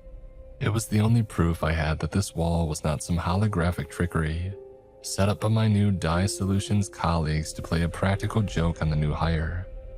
Of course, I still told myself that there could be a hoax or a scam at play, even if I hadn't quite pieced it together yet. But what I saw on the other side of that wall put all my doubts to bed. Ahead of me stood Harold Kingston in an endless hallway. Whether it was truly endless or not remains an unanswered mystery to this day, but I knew the distant horizon was a pinprick, where the walls and ceiling and carpet met at a center point. This hallway stretched for miles. I was sure of it, and that surely ruled out this all being some elaborate hoax, for I couldn't see why the government would fund Dye Solutions to dedicate so much time and so many resources to building a gargantuan underground place. Yet somebody clearly had built it. This place. This strange place. "Welcome to the facility," Kingston said. Dr. Elise Thompson emerged at my side, having slipped through the wall behind me. "Hurts your eyes, doesn't it?" she asked meekly, having lost all the confidence that she had in our conversation on the other side of the wall. You'll get used to it." "It hurts my ears more," I said. "What is that noise?" An obnoxious buzz came from all around. It seemed to ooze from the far distance of this infinite hallway, stretching far past the outer limits of the Dye Solutions building, ridding me of the notion that this was all some elaborate physics trick. But it also oozed from the odious yellow wallpaper at either side of the hallway patterned with arrows, and it oozed from the similar yellow carpet below our feet, with a sour smell and an eclipse of moss swelling in the air around a clump that they had chewed out. But Kingston's thumb jabbed up at the fluorescent lights wedged into the gray ceiling tiles overhead, and humming like 1,000 shrieking bees, it certainly seemed that the buzz was coming from them. For the shrieking sound poured the loudest out of each ceiling light that we walked beneath, but the sound was coming from all around. It was oozing out of junctions that we passed on our left and right, spilling out into other rooms and equally infinite corridors. There were things in the depths of this place, the facility creating the awful noise, I realized. I wanted to tell Kingston that I was talking about more than the shrill sound from the fluorescents. I was talking about the all-encompassing wall of sound, like untold people screaming from all directions of this ceaseless place. But I was too afraid of his answer, because I was sure nothing in this place would make sense, and it was why I was so sure that Dye Solutions had not built it. The absurdist architecture of the facility was enough to drive me to near lunacy within minutes. We turned left and right and left again, down maddening hallways of walls standing at odd angles to one another, and strange ceilings that tilted precariously to one side, and even a cupboard built into the floor at one point. There came a muffled sound from beneath it, and I came to a stop before it, staring down at the wooden doorway built into the carpet. Its doorknob rattled and I jolted backwards. "Move," said Kingston. "Now." I didn't need to be told twice, and judging by how hurriedly Elise and Harold pushed downwards, this was again no joke.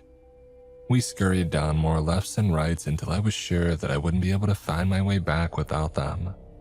But I was just glad to be away from that horrid cupboard in the floor, and whatever thing lay in wait on the other side of it, rattling its handle and praying for somebody to let it out to the other side. It. I don't know why I was thinking of it as an it. I don't know why I was thinking of the facility as some other world. It seems insane that I should have bought Kingston's story at face value, doesn't it? But you weren't in that place. You didn't feel it.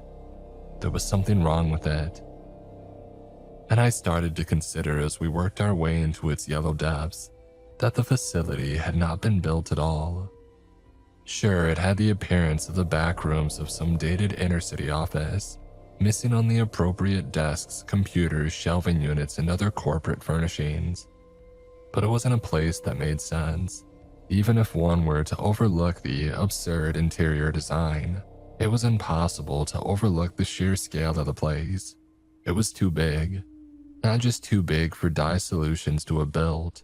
It was too big for anyone to have built. And as the air started to feel hot and heavy upon my skin, I asked whether we ought to be wearing protective gear in this place. "Oh no, we're fine," Kingston said with a chuckle, and then he gave me an awful smile, much as he had when we stepped out of the lift, while Elise gave me one that seemed far more human and grounded. I had the sense that she hadn't been working here too long, in the grand scheme of the facility's history, and I wondered whether people working in this place as long as Kingston might be driven similarly mad.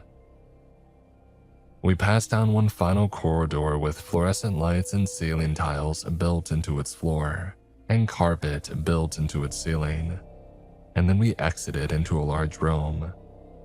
It had a little more breathability than the other corridors, and I was thankful to see people, men and women in overall suits and lab coats, walking about the place. The room was filled with their equipment, ridding the eerie and unnatural ambience from what had likely been another yellow void before Dye Solutions had arrived in this place. "These will be your working quarters," said Kingston, as he pointed to a windowed room at one side of the yellow room. Its glass panes were ever so slightly off, sitting not quite horizontally in the wall.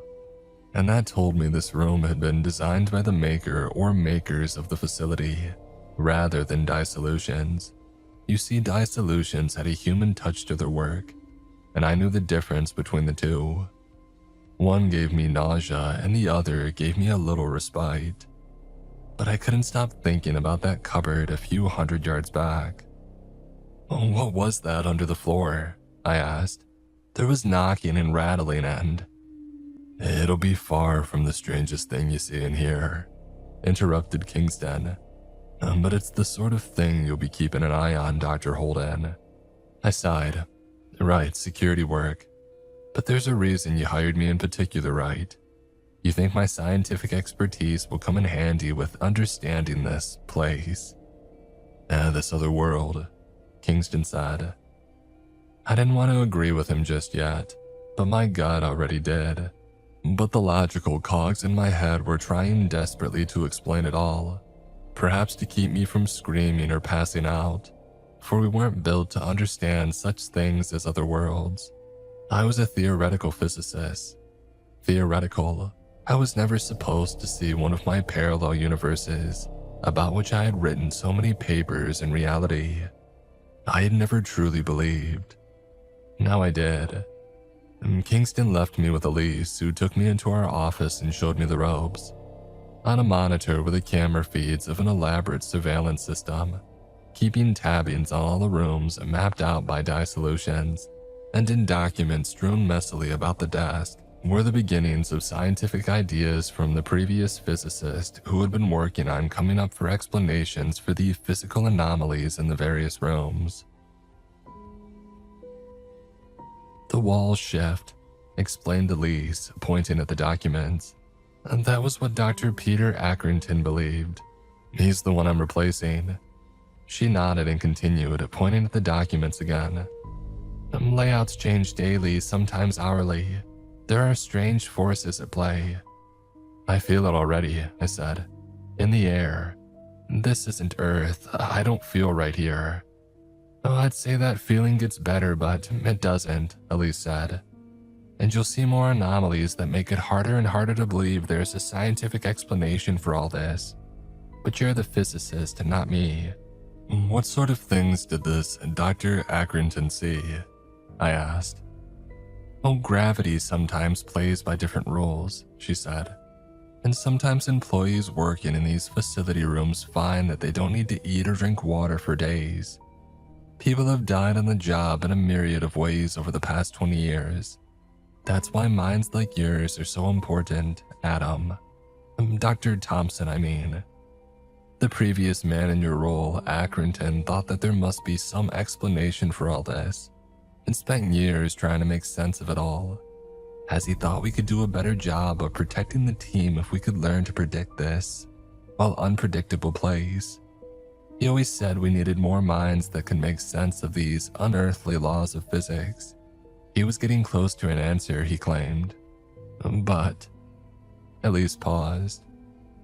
He went missing while exploring a room in the northeast wing. It's an expanse of holes and a carpeted floor leading to black pits that, well, it might harbor all sorts of horrors. My eyes widened. He fell down one of them. He died on the job. What had I signed up for? We don't know, Elise said. The camera feed never showed what happened to him in that room. He entered it but then just vanished. You'll come to see that things in this place make no sense, Dr. Holden. Or the man-made instruments we use are just inept at making sense of them. She tapped the monitor. I nodded. Well, we're operating in a new realm of science. I shook my head, scolding myself for talking like them. Theoretically. Of course, Elise smiled. Scientific skepticism is crucial. Listen, I believe you. I believe there's something not right about this place. I believe that it seems infinite. And maybe it wasn't built by dye solution. And maybe the air and the design and everything else seems wrong. But that doesn't mean there's not a rational explanation. Elise repeated herself. Well, of course. I sensed she was holding back. But... Well, I thought the same when I started working here 2 years ago, she said. I'm a different person now. This place doesn't just change its design each and every day. It changes people too. I wasn't so sure about that, but I agreed to do my best to fill the role of Dr. Accrington. I agreed to study this place and carry on the physicist's work of trying to understand the patterns of the rooms, so as to better protect the team. I asked why she hadn't stepped into the role, and she explained that she was a doctor of chemistry. She served a very different purpose down there. Every crew member had an individual purpose. Mine was security, and come to understand the patterns of the rooms. Dr. Accrington was sure the facility could be broken down into its constituent parts and turned into something predictable, and then no more crew members need ever get lost or go missing again, even when exploring new and unmapped areas of the facility with unprecedented dangers. I looked over Accrington's many notes. Within them were a ton of scribblings from the mad scientist I feared I was destined to become, and I knew very early into my employment that I had made a mistake, but there was no way back. The NDA had made it quite clear that this was a job for life. To leave in anything other than a body bag was an impossibility that terrified me into compliance. I spent those early weeks watching team members explore various rooms, some already mapped and others newly discovered. They were collecting air samples in the case of Elise's subteam, or digging away carpet and wallpaper to see what lay beyond. And as the days went by, I saw what Elise had promised. Walls in the facility would shift and change. Objects would phase in and out of places. In one room, a chair would sometimes slip through a wall, but return to its original spot 12 hours later. I saw what the previous physicist had meant. There were patterns to be observed, and science is nothing but making sense of observable patterns. But this was, of course, nothing like the theoretical papers on parallel dimensions that I had written over the past decade.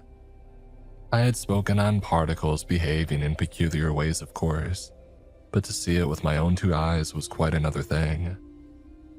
The more I tried to explain, the less that I understood. I articled hypotheses about quantum entanglement and submitted them to Kingston, and he told me to keep working towards understanding the predictable nature of the rooms. Mostly, I simply tried my best to catalog the repeating anomalies I noticed in the data, so as to better warn my colleague of the dangers they faced in certain rooms and hallways. I saved one man from falling through a temperamental patch of carpet, and I helped one young woman navigate through a hallway with different gravitational fields along its length. But accidents happened. Thankfully, they were always whenever I wasn't on shift, but referring to them as accidents never made them any less horrifying to my ears. People were going missing, and usually the most nervous and unstable on the team. "Oh, they got scared off and quit," was always Kingston's explanation. "We'll track him down." But I didn't believe that. I didn't think that they had quietly resigned and hid away in the real world. I thought they were stuck in the facility somewhere. It was after 6 months and several more disappeared colleagues that I started recommending the hazmat suits. The commonality in the lead up to every disappearance was erratic behavior, and my working hypothesis was that the air of this facility was different from ours back in the real world. On the other side of that wall into the dye solution storage room. Elise had already been studying air samples for years, of course. She told me that they knew they were missing something, but the data wasn't helping them out. The air contained oxygen, nitrogen, argon, carbon dioxide, and other trace gases. But those gases were like none on Earth. This was, for the most part, the same as our air back in the real world. But there was something in there which made no sense. It wasn't some particulate or pollutant, as we might get back in our normal atmosphere, but something for which the machines of dye solutions couldn't understand. And I was keen to test out whether correlation and cause might marry after all. The disappearing colleagues were always long-term employees. They were all people who had spent around 5 continuous years working in the facility, judging by my cross-reference data. We were inhaling something that was driving us mad. I didn't want to overstep my realm of scientific inquiry, but Elise thankfully agreed with me. We petitioned the hazmat suits and Harold Kingston begrudgingly agreed, and what we found certainly supported my data. Workers' mindsets certainly improved after donning the hazmat suits with oxygen tanks. I certainly had far more mental clarity afterwards, but Kingston always refused to wear one himself. He talked about how he had spent 20 years working in the facility, and he hadn't gone mad and disappeared into its depths. He said that disproved my hypothesis, and that I would see. Those employees were safe and sound somewhere in the real world, and his men would find them. Of course, I found it debatable that Harold Kingston was fine. Something about the man had unsettled me since our very first meeting. He was an uncanny chap. Was that just his nature, or had he been changed after 2 decades of inhaling the facility's air? I wasn't sure. It was after a year of working down there that it happened. Elise and Harold went missing.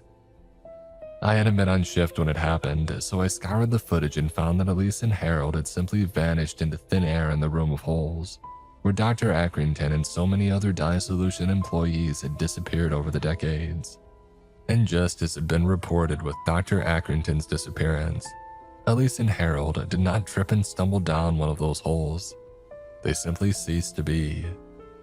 They were on the cameras as our boss led her into the room, and then they were both gone. And that was when, as I studied the camera feed around the time of their disappearance, I noticed something almost imperceptible.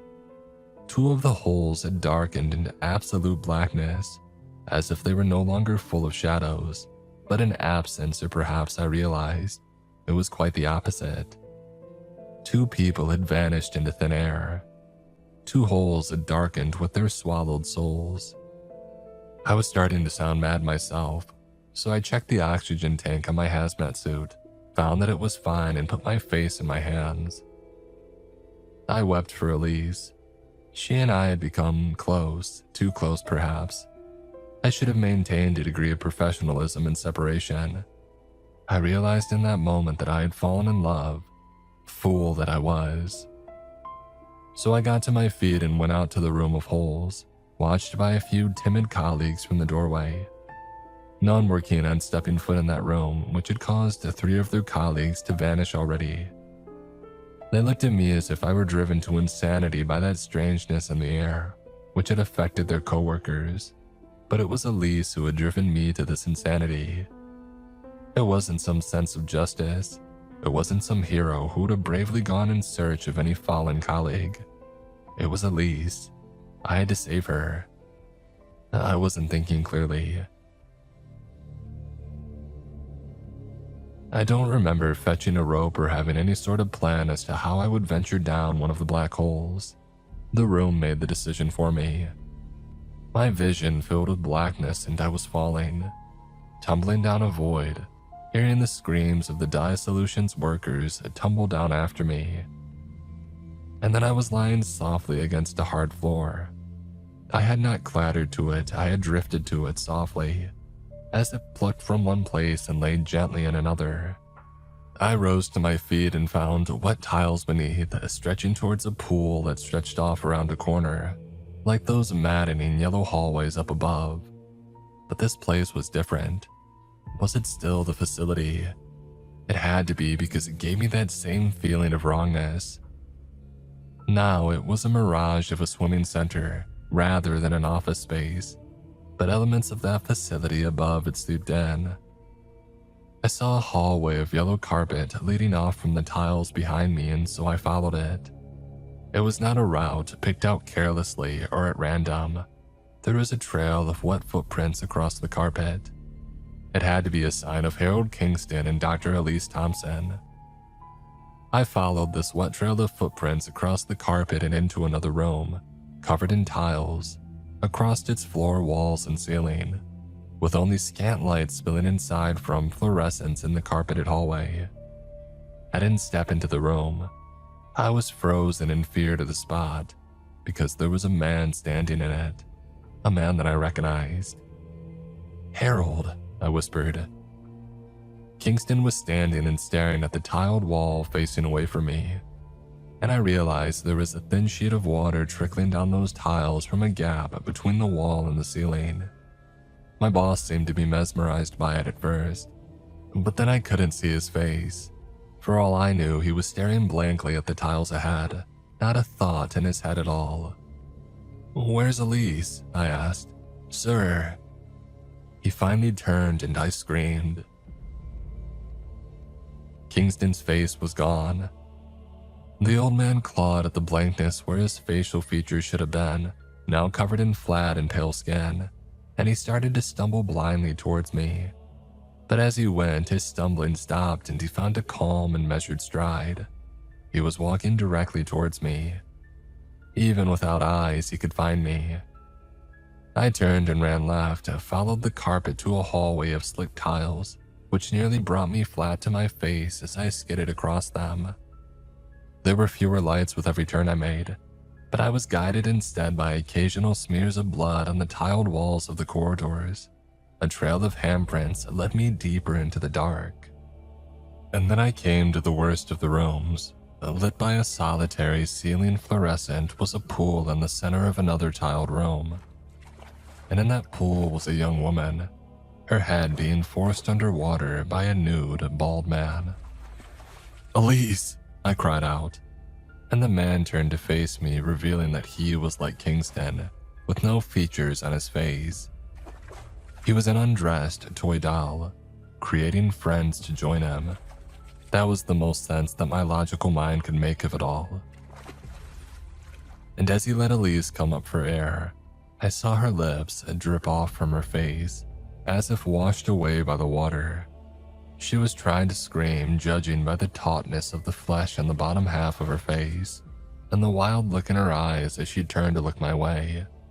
And those eyes were starting to drift down her face too, washed away by whatever the water had done to her, as if she were a smudged watercolor portrait.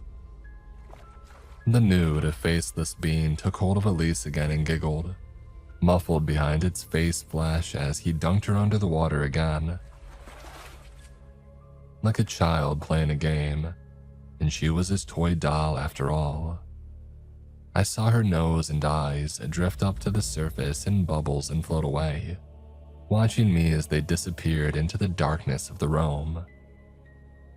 There came a hand on my shoulder, and I was spun to look into the faceless face of what had once been Harold Kingston. He was what Elise was about to become. The old man's lower jaw stretched, screaming something at me as I screamed back at him with my lips still intact. I think he told me to run, but regardless, that was what I did. Whether Elise was beyond saving or not, I didn't intend on staying to find out. I wanted to live. I wanted only in that moment to live. "I'm sorry," I croaked at her, turning on my heel. I scampered through the maze of tiled floors and carpets, and desperate at first for a way out, but then desperate simply to get away from the wet slabs of flesh against the tiles in the distance. That nude thing, which had stolen the faces of Elise and Harold, it was coming for me next. And I wasn't sure if there was any way back to the facility floor above. I was trapped down there. I made it back to the initial tiled room beneath the room of holes, expecting to find nothing but a blank ceiling overhead, but instead looking up into the light at the ceiling to find a rope that had been lowered down towards me. I grabbed it and started to slink my way up. My head started to ache and pound as I ascended into the blackness. These tunnels between floors had never been built to be traversed by mortal things. Perhaps I finally accepted that they had never been built at all. Building a thing was a notion reserved for the real world. The rooms abiding by whatever fractured laws of physics governed the facility as a whole were places that simply existed. There was no method to the madness. That was my final scientific conclusion. I felt a tug on the rope as I climbed and looked down to see a fleshy creature following me up it. With a scream, I hurried my ascent, seeing the mask of a hazmat suit above, and weeping behind my own mask as I envisioned this creature dragging me into the depths and drowning me to wash away my face. But I made it. I made it to the room at the top and was heaved out of the hole that I had climbed into by two men in hazmat suits. They screamed alongside me as we saw the nude, faceless shape scuttling up the rope nearing the room. We had given it a way out of its den.